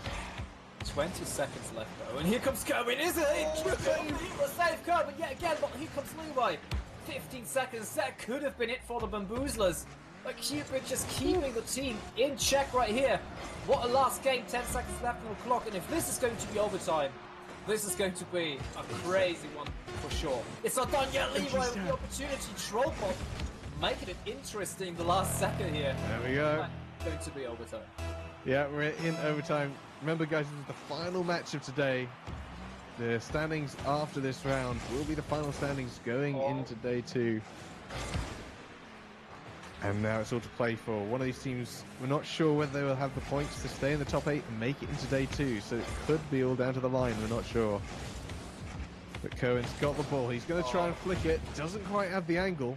But it has drawn the defenders out. Trollbot's got another chance. Hits it over the top. Cohen tries to lift it over. Levi unable to reach it. Top corner. Somehow that flip managed to redirect it enough. I mean, what an angle to get that on. Perfectly timed. And that is going to be 4-3 to the Bamboozlers. What a goal to finish things off. That last game was pretty much everything that we could ask for. Kerwin with an amazing touch there, hitting that really tight angle. Both Levi and Cupid were not ready for that whatsoever. But man, what a great game to finish day 1. Yeah, that is the perfect ending to this. And in fact, looking at the board, this was the last game, so we will be able to tell you guys in just a minute, once they've reported these scores, as to who will be in that final 8 leading into tomorrow. So do stick around for just a short while longer as we figure that one out. But as you say, what a game. What a progression in this. I mean, you generally don't see this kind of progression in just a best-of-3 series. Yeah. I mean, it was really, for example, what I really liked about this best-of-3 was that the progression we've seen with Levi. I was picking up on it in the last few minutes of the last game. He went from really shaky and looking a bit scared to the driving force in the team, being there when it counted. That beautiful tap down in the last game was, just overall showing the quality of players. And we don't know it yet, but it would be a shame if both the teams, or one of the teams, is getting knocked out in this last group 5, because both have been 5th and 6th place. 6th place, keep that in mind. So it was pretty much the best game for us to have. But yeah, I mean, I think the rounds are reported, aren't they? Yeah, it looks like they are. Which page they come under. There we go. All right, so we do have our top 8. And because of that game, Hai will not be in the tournament tomorrow. They got knocked down to 10th place after that. With the last seconds coming in 9th, 1NE coming in 8th, Underrated 7th, Hope at 6th, Washed Kids at 5th, Yujin Shin at 4th. Did I miss 5th? Yeah, anyway, Bamboozlers in 3rd, Nightfall in 2nd, and 1NE Glory Stone unbeaten. Unbeaten?